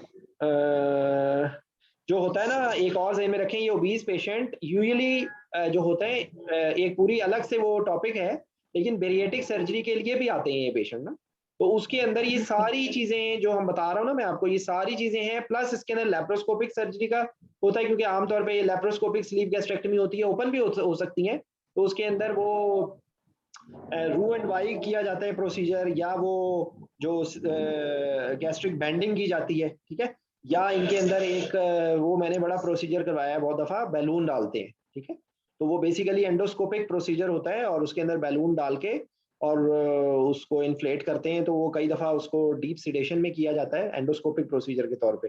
तो ये आपसे पूछ सकते हैं, जिस तरह ईआरसीपी का प्रोसीजर पूछ सकते हैं ना, उस तरीके से गैस्ट्रिक बैलून का प्रोसीजर भी पूछ सकते हैं, तो क्योंकि ये गैस्ट्रिक बैलून जो है वो यही नाम ही यही है, गैस्ट्रिक बैलून। हाँ, गैस्ट्रिक बैलून है, ठीक है, गैस्ट्रिक बैलून होता है, या वो ज्यादा इन्वेसिव प्रोसीजर होता है, या सिर्फ जो जिसको स्लीप गैस्ट्रेक्टमी कहते हैं, ठीक है। तो जो बैलून होता है वो बेसिकली उसमें पहले स्टेट पे ना, जब उसकी डाइटरी और ये सारी एक्सरसाइज और उसके बाद में बैलून डाल देते हैं, तो एक फिलिंग का उसमें इफेक्ट होता है, तो उसकी वजह से जो है वो पेशेंट की सेटाइटी जल्दी डेवलप हो जाती है, तो उससे वेट रिडक्शन हो जाती है। तो लेकिन ये है कि वो जो हमारे लिए एनेस्थीसिया के पॉइंट ऑफ व्यू से ये प्रोसीजर जब आएगा, तो आपको इसमें एस्पिरेशन का रिस्क भी होगा, और आप एक्चुअली कई दफ़ा ये आप इसको सेडेशन में भी करवा सकते हैं अकॉर्डिंग टू द सिनेरियो, लेकिन आप बेहतर है कि आप उसमें एयरवे का अगर आपको डाउट है, क्योंकि ये ओबीस पेशेंट्स होते हैं, जाहिर बात है, कोई नॉर्मल पेशेंट तो नहीं बैलून डलवाएगा ना, ये तो होंगे ये ओबीस पेशेंट्स होंगे, ठीक है, जाहिर बात है, ये मिनिमम क्लास 3 वाले पेशेंट्स होंगे, ठीक है। तो अच्छा डॉक्टर जिशान, ये एक बात पूछनी थी आपसे जी जी कि पहले एक कट ऑफ होता था फॉर डे सर्जरी बीएमआई का, देखिए तो बीएमआई का nowadays बीएमआई है? देखिए मेरी बात सुने, जहां तक ताहिर भाई मौजूद हैं, ताहिर भाई इसमें कोई इनपुट दे दीजिए आप डे सर्जरी के रेफरेंस से। जो मुझे पता है कि वो कोई भी बीएमआई, अगर कोई एक हाई बीएमआई है लेकिन उसके अंदर कोई ऐसा रिस्क फैक्टर नहीं है और उसकी कोई ऐसी सर्जरी है, बेसिकली ये एक फैक्टर पे नहीं आप डिसाइड करेंगे, ठीक है। जी जी, वो तो सर्जिकल भी ना रिस्क मैसेज ये है कि it's not a blind answer इसका, ठीक है। इसमें तमाम surgical factor, patient factor, anaesthetic factors को मद्देनजर रख के आप प्लान चॉक आउट करेंगे, ठीक है। और डे सर्जरी के रेफरेंस से तो सोशल फैक्टर्स भी होते हैं, ठीक है ना। जी जी बिल्कुल। तो ये है। अच्छा, उस टाइम पे मैं रिस्पिरेटरी सिस्टम की जब बात हो रही थी तो मैं कहीं और सोच रहा था, जो काम की बात थी वो मिस कर गया हूँ कि रिस्पिरेटरी में मैनेजमेंट में आपने उसको प्री ऑक्सीजनेशन जरूर करनी है। रिस्पिरेटरी मैनेजमेंट में आपको यूज ऑफ पीप की आपको जरूरत पड़ेगी, क्योंकि अगर इनके अंदर वीक्यू मिसमैचिंग होती है तो आपको पीप की जरूरत पड़ेगी, ठीक है। जो कार्डियोवैस्कुलर सिस्टम के रेफरेंस से चीज है, जो प्रॉब्लम्स होती है मॉनिटरिंग की है, तो इट इज बेटर, अगर आपको थोड़ा बहुत भी डाउट है तो it is better to take invasive monitoring to have a better look at the क्या नाम है इसका, ये जो है ना ब्लड प्रेशर का, क्योंकि आपका बीपी कफ अनरिलायबल हो सकता है अगर प्रॉपर साइज का नहीं है और वो प्रॉब्लम हो रही है, तो it is better not to take a chance, ठीक है। तो इसमें आप वो कर लें। और आप इसके अंदर जो डिफिकल्ट एयरवे की हमने बात कर ली है, कार्डियोवैस्कुलर सिस्टम में और क्या चीज होगी, हाँ बस यही है, यही बातें हैं, ठीक है ना। आईवी एक्सेस में आपने चांस नहीं लेना, अगर आपको डाउट है तो आप जो है वो क्या नाम है उसका, आपके पास गैजेट्स होने चाहिए, ultrasound, when visualiser, when locator, उसको वेन विजुलाइजर भी कहते हैं, ठीक है ना। तो ये आपके पास होनी चाहिए। आपने केयरफुल, आपने उसकी ड्रग की कैलकुलेशंस आपने सही तरीके से की। अच्छा, आप some words about premedication. Premedication इसमें क्या करेंगे, what are dos and don'ts of premedication? Sir एक तो इसके अंदर प्री मेडिकेशन में जो PONV प्रोफिलैक्सिस है वो तो हम करेंगे, एस्पिरेशन प्रोफिलैक्सिस भी करेंगे, लेकिन वी विल अवॉइड सेडेटिव्स और सेडेटिव प्री मेडिकेशंस। और इसमें अगर हमने फाइबर ऑप्टिक की तरफ जाना है तो एंटीसाइलोगॉग्स देंगे और जो है ना ये प्री मेड इतनी हम यूज करेंगे। मतलब आपने वो जर्ट की है, आपने अवॉइडेंस होगी, या आप कह लें कि अगर आपने देना है तो रिस्क वर्सेस बेनिफिट करके देख लें, ठीक है, और कॉशियसली देना है, ठीक है, अंडर मॉनिटरिंग देना है, ठीक है। बिल्कुल, ये नहीं है कि आपने प्री ऑपरेटिव पीरियड में उसको मिडाजोलैम दे के और आप आ गए वहां पे, और वहां पर वो अनअटेंडेड है और उसको हाइपरकार्बिया या उसकी टंग फॉल होकर उसको ऑब्स्ट्रक्शन हो रही है, ठीक है। ये आपने इसमें कोई कॉन्ट्राइंडिकेशन नहीं है, आप दे सकते हैं with caution and risk versus benefit, ठीक है। और इसके अलावा जो ये आपने बता ही दिया है उसके रेफरेंस है ना, आपका PONV का आपने खास ख्याल रखना है। मल्टी मोडल एनाल्जेसिया की बात पे आ जाते हैं, तो अब आपने मल्टी मोडल एनाल्जेसिया इन ओबीज पेशेंट्स, ठीक है जी सर। तो जो ओबीज पेशेंट्स के अंदर आपको क्या क्या कंसिडरेशंस होती हैं आपकी रीजनल एनेस्थीसिया की या मल्टी मोडल एनाल्जेसिया? सर इसमें फार्माकोलॉजिकल हम यूज कर सकते हैं, करेंगे। एक मिनट आप पहले ये बताएं कि आपको क्या क्या प्रॉब्लम्स होती हैं other than a normal patient. आपको एनाल्जेसिया के प्लान करने में या एनाल्जेसिया के एग्जीबिशन में आपके क्या क्या फैक्टर्स आपके दिमाग में होने चाहिए? सर वही डोज कैलकुलेशन है, और वेरी गुड। और इसके अलावा जो है हमने जो शॉर्ट एक्टिंग ड्रग्स यूज करनी है इनमें, जिनमें हैंगओवर मतलब जो पेशेंट जो है फैट सोल्युबल ड्रग्स जो हैं वो ना हो, लॉन्ग एक्टिंग ओपियोइड्स ना हो, उनको अवॉइड करेंगे हम। इसके अलावा हम जो है सर रीजनल में बेटर है। रीजनल को प्लेस करना भी मुश्किल है, इनके अंदर लैंडमार्क्स ऑब्सक्योर होते हैं, लेकिन मल्टी मॉडल के अंदर वो कंपोनेंट है एक, वो हम उसको यूज कर सकते हैं। वो आप और मल्टी मॉडल की एक मिनट रीजन ये न्यूरोएक्सियल की बात अगर करें तो हाउ जी। व्हाट आर द पॉसिबिलिटीज और options which will facilitate region central neuraxial in these patients? Sir ultrasound guided fluoroscopy ultrasound guided आप लोकलाइजेशन ऑफ द लैंडमार्क्स कर सकते हैं आपके पास। और दूसरी क्या, एक चीज हो गई, दूसरी चीज क्या होगी? फ्लोरोस्कोपिक गाइडेंस से भी हम डाल सकते हैं। फ्लोरोस्कोपिक हो गई, दो हो गई, उससे ज्यादा प्रैक्टिकल और ज्यादा इंपॉर्टेंट चीज अल्ट्रासाउंड आपने एक बता दिया है। लॉन्ग साइज की नीडल्स, यस सर, वो तो सर इंस्ट्रूमेंट्स में आ जाएंगे कि long side according to landmark extra fat pads की वजह से इनके लैंडमार्क ऑब्सक्योर होते हैं, तो हमने एक्स्ट्रा लॉन्ग नीडल्स यूज करनी है। हमने अल्ट्रासाउंड अवेलेबल हो, इसके अलावा ड्रग डोज जो है उसकी परसेंटेज 25% तक कम लगाएंगे हम, क्योंकि इनके स्पेसेस जो है ना वो एक्स्ट्रा फैट की वजह से कम होती है, और उसके अलावा उनके अंदर वेजल्स एनगोर्ज होती हैं, तो हमने डोज कम लगानी है और वॉल्यूम कम देना है। और इसके अलावा रीजनल में ठीक है। अच्छा, दूसरे आपने जो उस वक्त बता रही थी ना, तो आपने इसमें ये जुमला इस तरह का याद कर लो कि रीजनल एनेस्थीसिया के अंदर आपने या एनाल्जेसिया के प्लान में आपने दोनों चीजों को बैलेंस करना है कि अगर if you are giving medicine which have more metabolism, more इसको कहते हैं prolong respiratory post operative respiratory depression versus medicine for good control, अगर आपने उसको पेन रिलीफ नहीं की तो भी उसकी प्रॉब्लम्स बढ़ जाएंगी।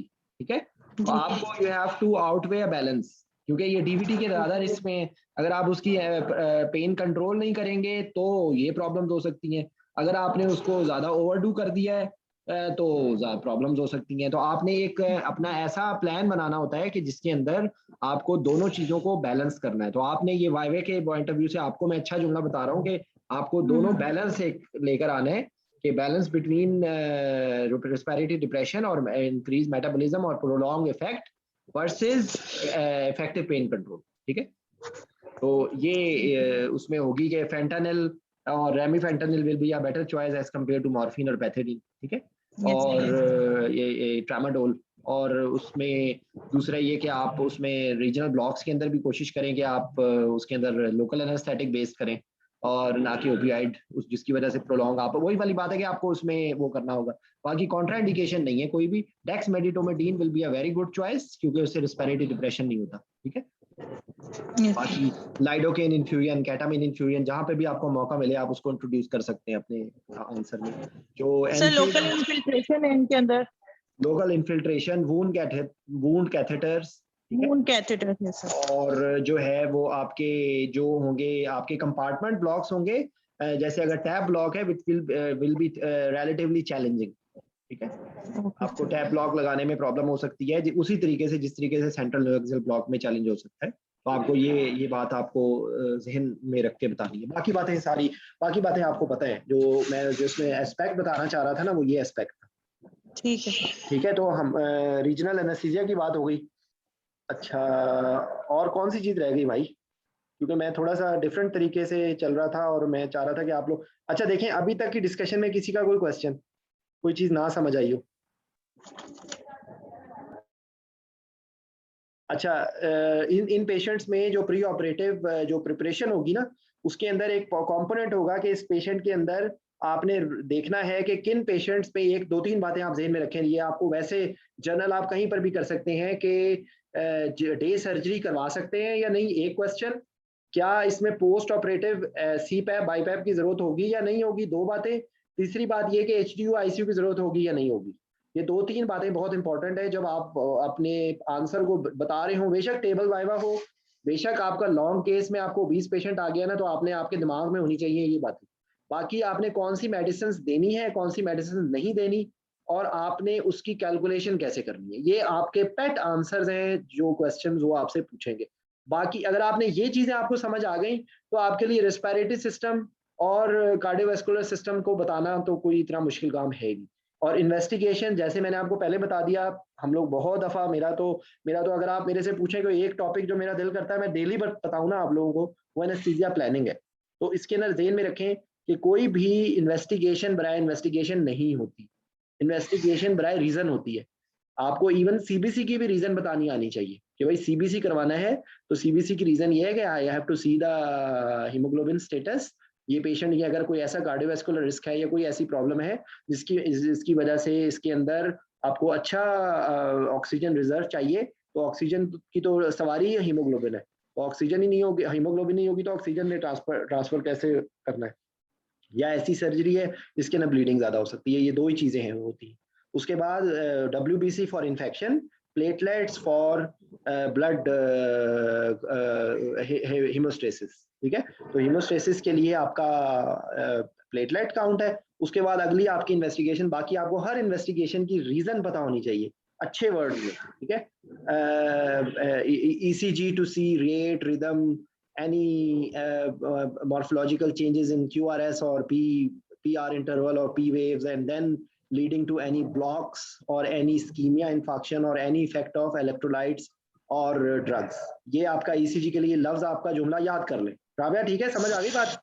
ये आपने खूबसूरत सा जुमला याद कर लेना है और आपने इसी तरीके से बताना है। एको के लिए to see the systolic and diastolic function, to see the wall motion abnormalities, to see the chamber size, chamber pressures, and any clot in the heart chambers, to see the valvular valvular pressure, valve size and regurgitation, and fluid status in the form of superior vena cava compression and pulmonary system in the form of pulmonary hypertension। ये तकरीबन आपकी सारी चीजें इसके अंदर cover हो जाती हैं। इसी तरीके से आपकी होगी कि एको अगर रिस्क फैक्टर्स है, क्लिनिकल रिस्क फैक्टर्स हैं, लो फंक्शनल क्लास है या हाई रिस्क सर्जरी है, हाई रिस्क या इंटरमीडिएट रिस्क सर्जरी है with clinical risk factors and low functional class, तो उसके अंदर आपकी इन्वेसिव मॉनिटरिंग है, जिसके अंदर मतलब सॉरी ये आपकी एको की इंडिकेशन है या डोपेटामिन स्ट्रेस एको की इंडिकेशन है या आपकी थैलियम स्कैन स्ट्रेस थैलियम की इंडिकेशन है। तो ये आपको पता होना चाहिए कि ऐसे ही नहीं कह देना कि एको करवा लेंगे, ओल्ड एज का पेशेंट है एको करवा लेंगे, आपने एक्सप्लेन करना होगा कि रीजन क्या है, ठीक है।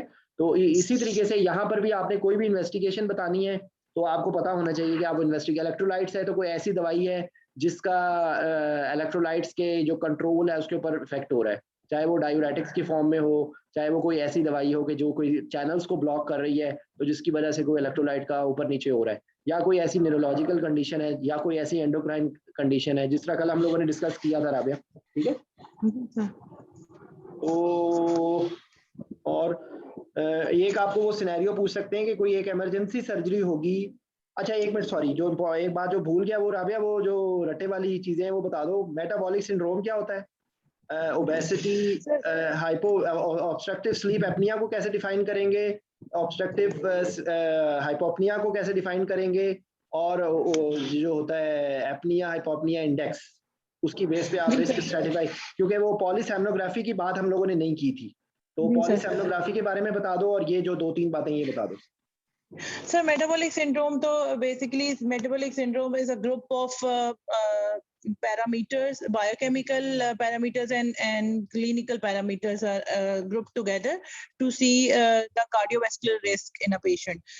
Components are central obesity, in which the central waist in males more than 40 inches in males and more than 35 inches in female.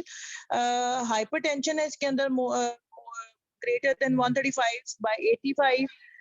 डिस्लिपिडीमियाज है जिसके अंदर ट्राइग्लिसराइड मोर देन 150 मिलीग्राम पर डेसीलीटर है, और इसके अंदर जो है ना HDL जो है मेल्स में 40 से ज्यादा 40 मिलीग्राम पर डेसीलीटर, फीमेल्स में 50 मिलीग्राम पर डेसीलीटर से ज्यादा था, सॉरी कम। और सर इसके अलावा इसके अंदर एक और चीज थी, हाइपरग्लाइसीमिया मोर देन 200 मिलीग्राम पर डेसीलीटर। अगर 3 फैक्टर्स आउट ऑफ 5 पॉजिटिव हैं तो मेटाबॉलिक सिंड्रोम पेशेंट को है, and patient is at risk of having cardiovascular incident और एनी इवेंट।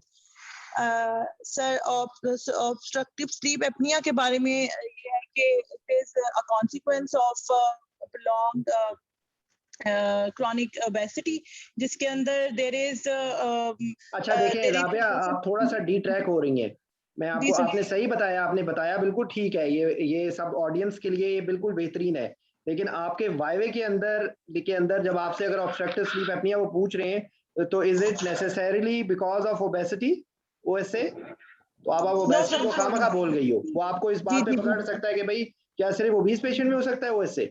नहीं। हाँ नहीं, ठीक तो है इसमें एपनिया में क्या होगा, वो एग्जैक्ट डेफिनेशन बताओ। एग्जैक्टली इसके अंदर होता ये there is cessation of air flow despite of maintaining ventilatory effort more than 10 seconds, leading to desaturation more than or equal to 4%, and it occurs for more than 5 times per hour of the sleep. So we label it OSA. ठीक है, ये इसमें नहीं, और साथ इसकी जरूर एक और इम्पोर्टेंट बात आपने नहीं बताई है, सैचुरेशन फॉल करेगी ना? तो मैं बताया reduction of saturation more than और इक्वल टू 4%। ओके, शायद मैं मिस कर गया। मैं एक्चुअली ध्यान मेरा इस चीज पे चला गया था कि आपने बताया था कि डिस्पाइट रेस्पिरेटरी एफर्ट, ये भी एक्स्ट्रा चीज है। जो टू द पॉइंट बात है कि भाई कंप्लीट सेसेशन हो गई है कितनी दफा, और उसमें क्या हो गया? Hour of the sleep more than और equal to 10 second, more than 10 second, desaturation for 4%, जो है ना 4% उसकी सैचुरेशन ड्रॉप होती है। हाँ जी, ठीक है। 4% अगर 95 है तो 91 हो गई है, ठीक है जी। तो ये है। और जो स्लीप हाइपोपनिया होगा वो क्या होगा? Sir that is partial reduction in the air flow, वो कंप्लीट सेडेशन थी। This is partial sedation of airflow equal to or more than 50%, or that duration again same more than 10 seconds के लिए। वो 10 seconds होता है या 5 seconds होता है? सर 10 ही है दोनों में। अच्छा चलो ठीक है, ये मुझे कंफ्यूजन हो गई, आप देख लेना। दोनों में 10 है, वो कंप्लीट है और एक इनकम्प्लीट है। और जो एपनिया हाइपोपनिया इंडेक्स निकालते हैं उनमें दोनों को काउंट करते हैं, ठीक है, टोटल नंबर ऑफ एपनिया या हाइपोपनिया। और उसको कैसे इंटरप्रेट कैसे करेंगे? Divided by sleep time, total sleep time in hours, और ये हमारा इंडेक्स हो गया। और नॉर्मल हमारा 0 to 5 पर आवर होता है, जो माइल्ड, मॉडरेट और सवेयर में कैटेगराइज करते हैं हम। इसमें 5 to 15 है तो माइल्ड है, 15 to 30 है तो मॉडरेट है, और मोर देन 30 पर आवर है तो ये सवेयर ओएसए है। तो इसके अंदर आपने एक तो उसकी आपने रिस्क आपका बढ़ जाएगा मॉर्टेलिटी मॉर्बिडिटी का, ठीक है? जी सर। तो ये हो गई। और एक टर्मिनोलॉजी होती है, मुझे भूल गया, किसी जमाने में पढ़ी थी, obesity hypoventilation syndrome. Yes sir, obesity hypoventilation syndrome जो है ना, that is purely a consequence of OSA. और इसके अंदर होता ये है कि sir there is episodes of nocturnal desaturation होती है without respiratory effort, and that's occur because of the chronic increase in the PaCO2 level in the blood, which leads to desensitization of the respiratory centers. तो basically it is night time hypoventilation होती है। अगर मैं simple word में explain करूं तो due to chronic raised PaCO2 यानी हाइपरकार्बिया की वजह से डिसेंसिटाइजेशन ऑफ रेस्पिरेटरी सेंटर हो गया होता है। तो पेशेंट को रात के टाइम स्लीप आवर्स में हाइपोवेंटिलेशन होती है विदाउट रेस्पिरेटरी एफर्ट। इसको कहते हैं ओबेसिटी हाइपोवेंटिलेशन सिंड्रोम। और अगर सर इसके साथ राइट हार्ट फेलियर ऐड हो जाए तो इसको क्विकन सिंड्रोम कहते हैं। और पल्मोनेल ऐड हो जाए? जी सर, कॉर्पल्मोनेल इसके साथ ऐड हो जाए। Pulmonale OHS plus cor pulmonale is Pickwickian syndrome. ये टर्मिनोलॉजीज हैं, ये फेलियर पॉइंट नहीं है, इस बातों पे आपको कोई फेल नहीं करेगा, लेकिन आपको ये तरतीब पता होनी चाहिए। तो अभी तक का बॉटम लाइन याद रखें कि not every obese patient is OSA। Obese हो गया, आपने OSA पे फिल्टर किया, OSA का स्टॉप बैंक की देखा ज्यादा है, उसकी स्लीप स्टडीज करके देख लिया कि भाई इसका एपनिया हाइपोपनिया इंडेक्स कितना है, और उस हिसाब से आपने उसको कह दिया। और साथ उसके कोई और फीचर्स हैं, मेटाबॉलिक सिंड्रोम है, या उसको हार्ट फेलियर भी आना शुरू हो गया है, या उसके अंदर जो है वो ये OHS है, तो आप उसको कहेंगे कि भाई ये इसके अंदर, या उसके अंदर हार्ट फेलियर के साइंस आ गए हैं, एक और पल्मोनरी डेवलप हो गया है, तो आप पल्मोनरी हाइपरटेंशन आ गई है, फीचर्स भी आ रहे हैं, कफ हो रही है उसमें अंदर, मतलब लाइक कि हार्ट फेलियर के फीचर्स हैं, तो तब आप कहेंगे कि भाई ये जो है वो पिकविकियन सिंड्रोम हो गया है या मेटाबॉलिक सिंड्रोम हो गया। इसके अंदर जो बेस्टी से रिलेटेड एक दो बातें और मिस कर गए थे हम लोग, कि एक इसमें जो है वो अगर कोई ऐसी रीजन है तो उसकी रीजन के भी फीचर्स होंगे। जैसे अगर मिसाल के तौर पे ओबेसिटी बिकॉज ऑफ स्टीरॉइड्स है, तो आपको स्टीरॉइड्स रिलेटेड सारी बातें पता होनी चाहिए, या वो आपको दिमाग में होना चाहिए कि वो भी आपको एक्सप्लेन करनी है। अगर ओबेसिटी है रिलेटेड टू हाइपोथायराइडिज्म, तो उसके अंदर हाइपोथायराइडिज्म की सारी बातें आ जाएंगी, ठीक है। या कोई भी और रीजन है उसकी उसमें, ठीक है ना। नहीं तैयबा, आपका भी वाइवा है, आपने अभी ज्वाइन किया है, you are not here before. नहीं सर, बस मैं सुन रही थी, लेकिन ये कि दूसरी आप बात सिर्फ ये कि बुलाते राबिया को है ना, पूछते सिर्फ राबिया से, तो मुझे लगा शायद सिर्फ नहीं नहीं नहीं नहीं, मैं आपको एक बात बताता हूँ, मैं सब लोगों से एक मैसेज है कि एक तो ये कि जिसने कोई बात करनी हो प्लीज हैंड रेज करे, वो मेरे लिए उसको फिल्टर करना आसान हो जाता है। एक बात हो गई। दूसरी बात ये है कि क्या नाम है उसका, ऑफ कोर्स राबिया का वाइवा है, आसिम भाई का वाइवा, और मुझे नहीं पता कि और कौन इस वक्त वाइवा कैंडिडेट है यहाँ पे। मेरे लिए तो भाई नहीं सब सर, लोग, मेरा भी वाइवा है। आपका भी वाइवा है, आप यू आर वेलकम, ठीक है। आप बिल्कुल आप बताइए, क्योंकि हम लोगों ने तकरीबन सारी चीजें डिस्कस कर ली हैं, और कुछ चीजें इसमें रहती हैं। आप कोई आपका क्वेश्चन है तो वो आप पूछ लें, ठीक है। नहीं सर, मुझे बस दो ही क्यूरीज थी। वो डॉक्टर राबिया ने बताया, एक तो मेटाबॉलिक सिंड्रोम का उन्होंने ये कहा था कि फास्टिंग जो ग्लूकोज उन्होंने बताई वो दैट वाज 200, लेकिन मुझे जो याद है वो 110 मिलीग्राम पर डेसीलीटर है इन द मेटाबॉलिक सिंड्रोम। ये एक बात थी। और दूसरी बात इन्होंने बताई जो ओबेसिटी हाइपोवेंटिलेशन सिंड्रोम में, मुझे जो याद आ रहा था वो क्रोनिक डे टाइम हाइपोवेंटिलेशन थी उसमें, लेकिन अब मुझे नहीं पता कि ये अब मैं सही असल हूँ या में नहीं। देखिए, मैं आपको एक बात बताऊं, ये चीज मुझे भी याद नहीं है, क्योंकि ये क्लिनिकली इतनी इंपॉर्टेंट चीज नहीं है, ठीक है। लेकिन आप लोगों को, इसीलिए मैंने पहले लेकिन कह वो ये दिया होता है कि ना याद सर, नहीं है। अगर कोई और सुनेगा ना, बेसिकली लोग सुनते हैं बाद में, और बहुत आप से लोग बता सुनते हैं, दें, मुझे पता है। यू कैन करेक्ट इट, इसलिए तो मैं कह रहा हूँ कि सब लोगों को house is open for everyone. आप बताइए प्लीज। हाँ, ताकि कोई गलत याद ना कर लेना हमारी वजह से, मुझे बिल्कुल बस ये बिल्कुल, थोड़ा अगर सा कोई है कि गलती हो रही है तो डिस्कशन और हाँ ग्रुप में तो यही बात है ना कि एक दूसरे को करेक्ट करना है, तो ठीक है आप करें हाँ, तो प्लीज। बस ये कि आप ये भी शायद थोड़ा पार्टिसिपेट सा किया है करें। मसला इन दो बातों में, आप तो बता ये दें, शायद देख लें तो बेहतर है। Same question, metabolic syndrome. अव्वल तो देखिए, मेटाबॉलिक सिंड्रोम जो होता है it's a combination of some things, तो उसमें क्या क्या चीजें होती है, डायबिटीज होती है, एम आई राइट, और क्या चीज होती है? बिल्कुल सर, एक तो डायबिटीज होती है, एब्डोमिनल ओबेसिटी होती है, बिल्कुल। बाकी डॉक्टर राबिया ने बिल्कुल ठीक बताया है कि 40 सेंटीमीटर मेल में, 35 इंचेस जो है वो वुमेन में, ट्राइग्लिसराइड 150 मिलीग्राम पर डेसीलीटर से ज्यादा, HDL 40 से कम मेल में, 50 से कम फीमेल में, BP 130/85 बिल्कुल इससे ज्यादा हो। बस एक चीज था जो कि fasting blood glucose is greater than और इक्वल टू 110 मिलीग्राम पर डेसीलीटर, ये स्टॉटलिंग में लिखा है, ये तो कंफर्म है मुझे। नहीं लेकिन नहीं, जो वो दूसरी बात है ओबेसिटी, उसकी वजह मैं आपको बता देता हूँ, ये स्टॉल्टिंग की जरूरत नहीं है रेफरेंस देने की। डायबिटीज होती ही 110 से 126 से ज्यादा है आपकी जो यस, है ना, तो वो जो इसलिए फास्टिंग है हमारी। फास्टिंग तो हम लोग random blood sugar is not a good criteria to label any patient diabetic, ठीक है। तो इसलिए वो मैंने हाँ मैंने आपको बताया ना कि मुझे वो नहीं आता, तो इसलिए मैंने उसको स्किप कर दिया, मेरे दिमाग से वो स्किप हो गई ये चीज ना। तो नहीं, वो मुझे बस सर ये था कि कोई अच्छा, गलत ना सुन ले। और दूसरे दूसरी बात दूसरे ये कि इसको हाँ, बस OHS आप जो बता रही थी वो क्या था भला? वो सर मुझे ऐसा लगता है कि वो this is a combination of severe OSA, जिसमें स्टॉप बैंक का अगर yes to greater than equal to 3 हो, plus chronic daytime hypoventilation हो, जो कि मुझे याद है, नहीं ठीक विद है, फाइन। सुपर ओबेसिटी, वो देखें, जो ये जो भी सुन रहा है, मैं आप सब लोगों से एक गुजारिश ये करूंगा कि देखें, हम लोग यहाँ पर, मैं तो देखें कोई मेरी कोई फॉर्मल तो लेक्चर्स है नहीं, ठीक है। क्योंकि अगर मैं फॉर्मल लेक्चर की तरफ जाऊंगा तो बहुत जो मैं डेली नहीं कर सकता ना, कोई भी नहीं कर सकता, मुमकिन ही नहीं है, किसी के लिए भी मुमकिन नहीं है, ठीक है। एक बात हो गई।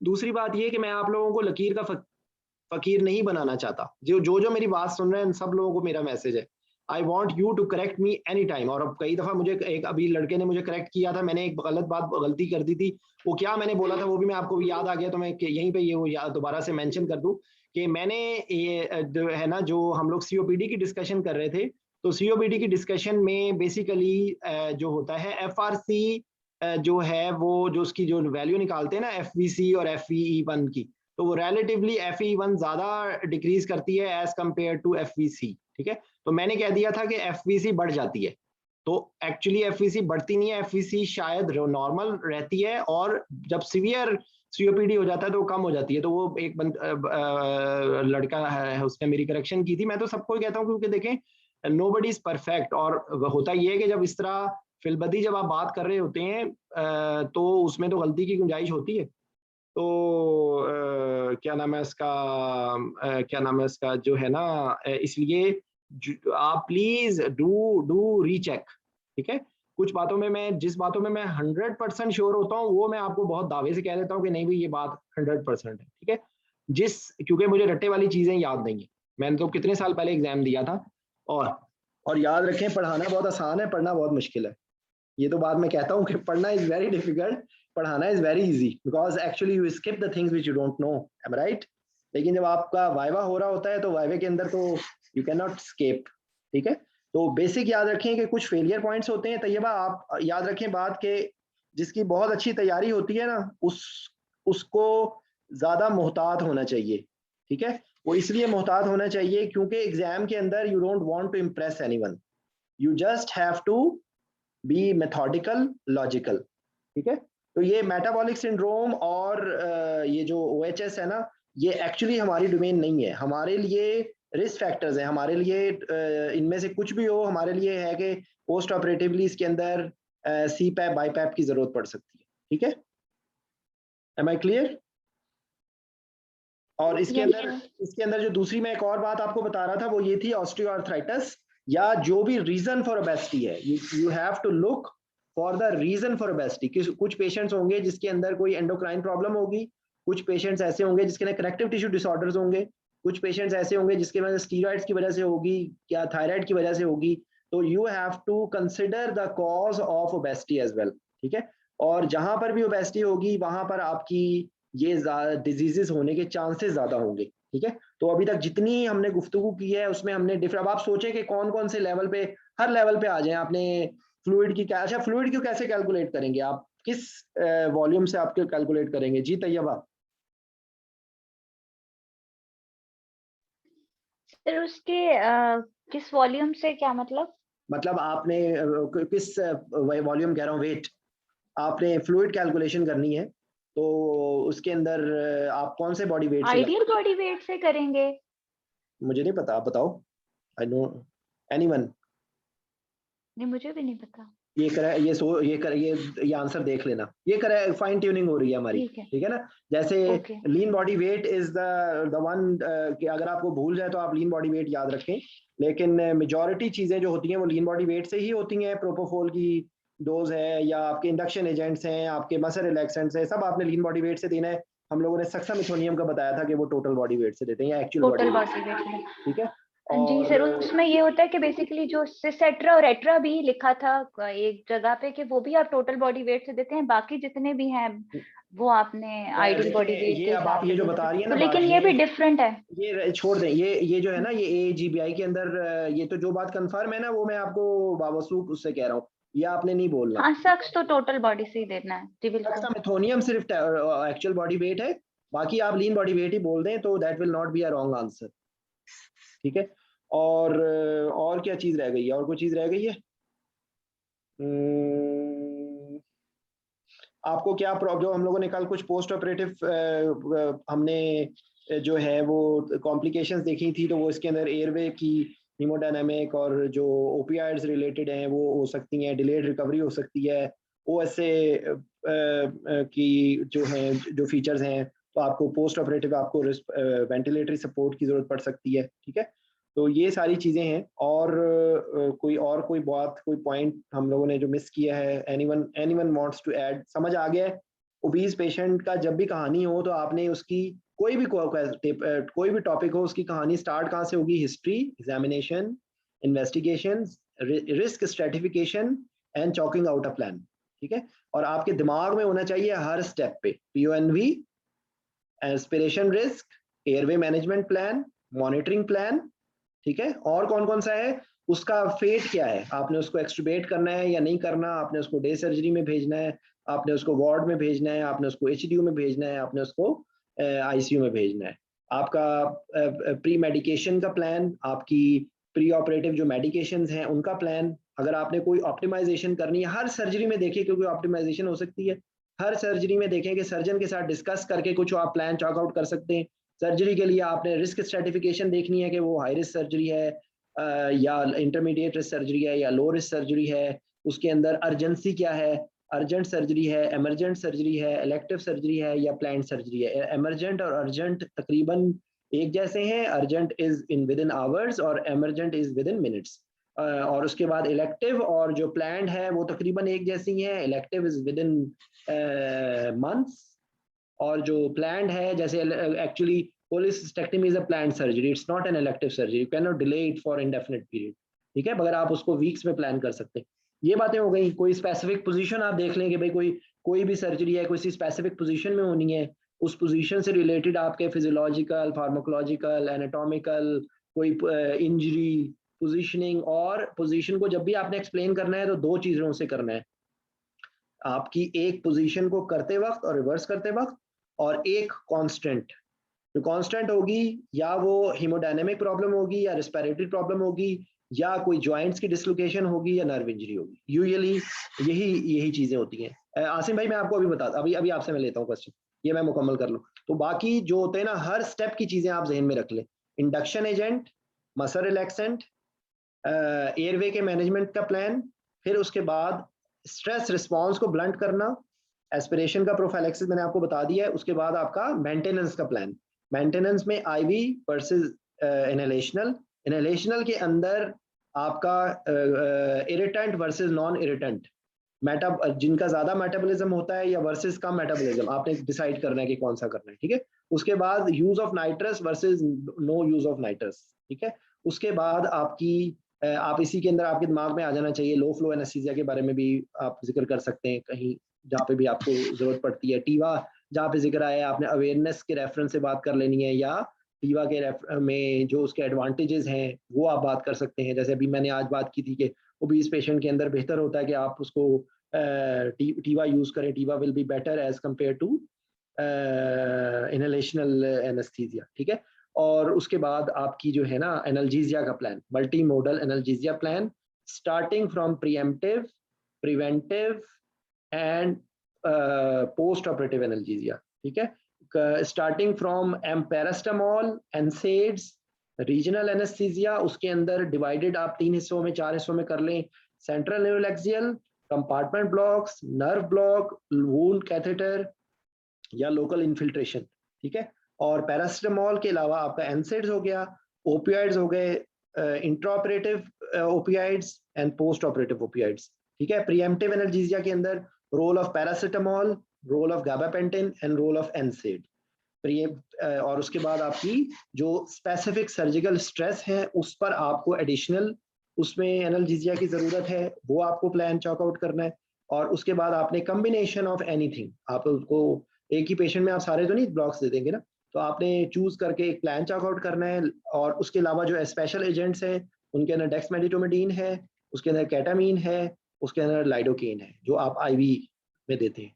फिर आपको डूज एंड डोंट्स पता होनी चाहिए कि किस पेशेंट में आपने कौन सा देना है, किस पेशेंट में कौन सा नहीं देना। फिर उसके बाद आपका रिवर्सल हो गया, रिवर्सल की आपकी स्टेटस हो गया, कैटेगरी हो गई कि आपने किस तरह से रिवर्स करना है और किस तरीके से आपने उसको एक्सट्यूबेट डीप प्लेन में करना है या वेक प्लेन में करना है।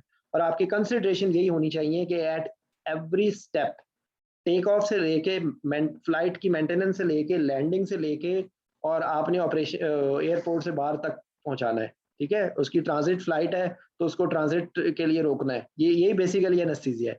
अगर उसकी डायरेक्ट फ्लाइट है तो वो अपने शहर चला जाएगा, अगर उसकी ट्रांजिट फ्लाइट है तो आपको थोड़ी देर उसको वहां पर केयर देनी पड़ेगी, वहां पर उसको खाना पीना, उसका सारा उठना बैठना, तो वो आपका HDU ICU हो गया।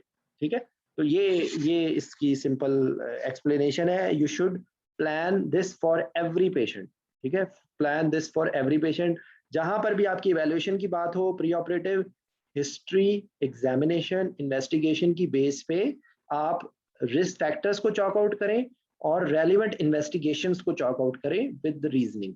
ठीक है, मेरा ये मोटो, ये मैं आपको हर के अंदर कह रहा हूँ। इंट्राऑपरेटिव आपके गोल्स क्या हैं? अच्छे जो माई बेस्ट फ्रेंड है, hypoxia, hypercarbia, acidosis, hypothermia, hypovolaemia, hypotension, और आपने साइनसिटिज्म रखनी है, आपने मल्टीमोडल एनाल्जेसिया देना है, सिंपैथेटिक स्टिमुलेशन को आपने अवॉइड करना है। ठीक है, तो ये सारी चीजें। हाँ, एक और बहुत important, blood conservative strategies. Blood conservative strategies कि आप किन किन तरीके से ब्लीडिंग को रोक सकते हैं। ये कई जगहों पे होगी। आपने एक प्री ऑपरेटिव आपने अपने उसको कर लिया, उसके लेवल को बढ़ा लिया आपने, हीमोग्लोबिन को, आपने ऐसी सर्जरी प्लान की जिसमें कम से कम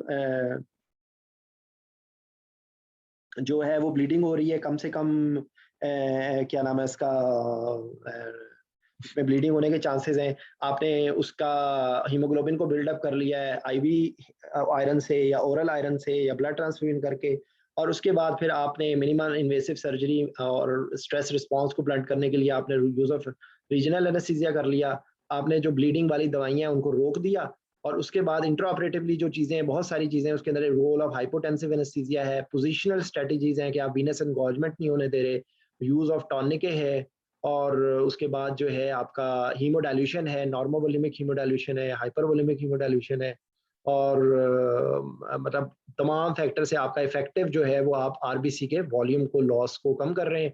टॉनिके से आपने जो है वो आपने ब्लीडिंग को आपने रोक दिया है, कम होगी वहाँ पे रिलेटिवली ब्लीडिंग। और उसमें आपको सब के आपको प्रोज एंड कॉन्स पता होने चाहिए, क्या एडवांटेजेस है, क्या डिसएडवांटेजेस है। उसके बाद जो है रैपिड इन्फ्यूजर सिस्टम है, ब्लड वार्मिंग डिवाइसेस हैं, सेल सेवर का यूज है, और ऐसे फार्माकोलॉजिकल एजेंट्स जिनसे ब्लीडिंग कम। ये आपका पूरा कंप्लीट पैकेज है एनेस्थीसिया का, जो हर केस के अंदर इसमें से मुख्तलिफ चीजों को आप फिट कर सकते हैं जगहों पे। ठीक है जी, आसिम भाई आपका क्या सवाल है?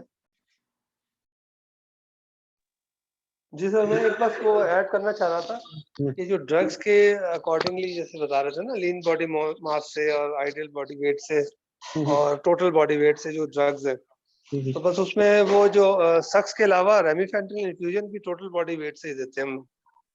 अच्छा जी सर, चलें ठीक है। असल में देखें, मैं कोशिश ये करें कि जहाँ पर कोई चीज़ की रेफरेंस होना तो वो ज़्यादा आसान हो जाता है। ठीक है, क्योंकि अदरवाइज वो आपको कर सकते हैं। ये देखें, याद रखें बात, वाइवे में हर बात बताना ज़रूरी नहीं होता। वाइवे में आपने अपने पत्तों को तरीके से इस्तेमाल करना होता है। जितना वो सवाल पूछें उतना जवाब दें। एक कॉन्सेप्ट है। दूसरी बात ये कि वो आप उसको, ये जो मैंने आपको जनरलाइज प्लान बताया है, अगर आपने जनरलाइज प्लान बता दिया और उसको तरतीब से बता रहे हैं, वो आपको नहीं टोकेगा। ठीक है, दूसरी बात ये कि अगर आपको लग रहा है कि वो आपसे स्टेप बाय स्टेप चलना चाह रहा है, तो आप अपनी फॉरेन स्ट्रेटेजी को बदल ले। ठीक है, ये जो मैंने आपको ये बताया है, ये आपका रेस्क्यूअर है। ये आपको रेस्क्यू करने के लिए आ जाएगा कि अगर आपको नहीं समझ आ रहा कि मैंने क्या, तो आपकी ये सारी चीजें जरूरी नहीं है कि आप मुंह से बोलेंगे मैं इसका pre operative, intra operative, post operative करूंगा। ये जरूरी नहीं है। आपने कंसर्न्स जब बता रहे हैं तो कंसर्न्स के अंदर वो चीजें हैं जो आप फेस कर सकते हैं, तो आप उसको तरतीब थोड़ी ऊपर नीचे कर देंगे तो कोई मसला नहीं है। क्योंकि बहुत सारी, आप देखें आईसीयू के अरेंजमेंट, आप बेहतर है कि प्री ऑप बोल दें, ना कि आप पोस्ट ऑप में भूल ही जाएं बताने में। ठीक है, ये सारी चीजों की एंटिसिपेशन, लॉजिस्टिक्स की चीजें, मॉनिटरिंग से रिलेटेड प्रॉब्लम्स, शिफ्टिंग से रिलेटेड प्रॉब्लम्स, डीवीटी के प्रोफिलैक्सिस से problem, post operative CPAP, BiPAP, ये सारी बातें कोशिश करें प्री ऑप में बोल दें। क्योंकि ये आप हो सकता है कि इंट्रा ऑप में बताते हुए और पोस्ट ऑप में आप भूल जाएं, तो उससे बेहतर नहीं है कि आप शुरू में ही बता दें। ठीक है, तो any question, anything anyone wants to ask, please welcome, then we will finish. ठीक है, वेरी वेल एक्सप्लेन्ड। एक चीज छोटी सी बस मैं ऐड करूंगा। जी ताहिर भाई। ऐड नहीं है, सिर्फ इसकी ग्रेविटी समझाने के लिए। आपने बहुत सारी डिटेल में डिस्कशन होगी, उसमें मैं जाहिर है कुछ नहीं ऐड कर सकता। ये तो जितना है ना, specially intra post op care, उसकी सिर्फ दो छोटी सी एग्जांपल देता हूँ ताकि आपको ग्रेविटी समझ आ जाए कि वो कितनी इंपॉर्टेंट है, और उनको ज़हन में रख के आप लोग तैयारी करें। लाहौर में हुआ था actually, that gentleman was my junior, college मेरा कॉलेज फेलो था। He was roll number 1 of government college, intelligence. ठीक है, ठीक है, वो में था डॉक्टर और उसकी बेरिएट्रिक सर्जरी हुई थी लाहौर में टीचिंग हॉस्पिटल में। नाम नहीं बताऊंगा दोनों का, आप में से बहुत सारे लोग जानते होंगे इवेंट को। सही। उन्होंने सर्जन ने थोड़ा सा कैजुअली अंदाज में नो प्रॉब्लम को लीक करके उसको ऑपरेट किया स्लीव गैस्ट्रेक्टमी और उसको वार्ड में भेज दिया। And after few hours unfortunately that gentleman died. क्योंकि वार्ड में नर्सेज और ओवरऑल जो सिनेरियो एटमॉस्फेयर है वो ओबीज या बेरिएट्रिक पेशेंट्स को मॉनिटर करने का सिस्टम नहीं था। सही। फिर बाद में पूछा जी हुआ क्या, तो पता चला जी कि यहाँ उनका सिस्टम था कि जो बेरिएट्रिक पेशेंट्स होते हैं उनको वो एक दिन ओवरनाइट एचडीयू आईसीयू में रखते हैं, अगले दिन वार्ड में भेजते हैं। तो वो जो इनिशियल 24 आवर्स मैनेजमेंट थी जहाँ एक सिस्टम डेवलप था वार्ड के अंदर वो नहीं था। और वो क्या नहीं था वही सारी बातें आप लोगों ने अभी डिस्कस की हैं। ठीक है, अब दूसरा एक इम्पॉर्टेंट बात हो रही थी कि patient selection for day care surgery. एक ओबीज पेशेंट जो ऑब्स्ट्रक्टिव स्लीप एपनिया का पेशेंट भी है और उसी ओएसए की treatment as a part of treatment उसकी सेप्टोप्लास्टी या posterior nasal surgery, I don't know exact what was the procedure, I think it was septoplasty, तो वो की और सर्जन ने वही किया, वो जो थोड़ा सा ओवर कॉन्फिडेंस के साथ ही booked him as a day case surgery की और 2-4 घंटे बाद पेशेंट को घर भेज दिया। And near evening patient had cardiac arrest at home and he was brought dead to ER. तो उस देख सकते हैं, सारा रिकॉल करें जो डिस्कशन हुई है कि क्या इवेंट हो सकते हैं, क्या कोई रेजिडुअल एनेस्थीसिया था, लॉन्ग टर्म ओपियोइड थे, वो घर गया है, हाइपोक्सिया हुआ है, he went into cardiac arrest and he died. तो ये सारी चीजें जो है ना ओबीज पेशेंट्स का post op care, intra care और क्या किस तरह से आपको करना चाहिए, ये जस्ट मैं एग्जांपल आपको इन चीज़ों की ग्रेविटी बताने के लिए मैंने शेयर की हैं। I hope it will help. Thank you Tahir भाई। अच्छा ताहिर भाई, मैं इसी वक्त ही आपसे मैं ये करूंगा, मैं आपसे रब्ता करने की कोशिश कर रहा था। वो जो लेक्चर्स का हम लोगों ने डिसाइड किया था काइंडली उसको करें, क्योंकि बहुत सारे टॉपिक्स अब रिपीट होने शुरू हो गए हैं, तो मैं तो सैचुरेट हो गया हूँ। जो चीज़ें हमें जिसमें दूसरों की हेल्प की ज़रूरत है ना, वो प्लीज़ एक तो वो उसमें अगर वो सर से बात हो गई है हमीद साहब से, तो बताइए कि किस तरह करें। दूसरे मैंने उस ग्रुप में रिक्वेस्ट फॉरवर्ड की थी, मैं अब रिकॉर्डिंग ऑफ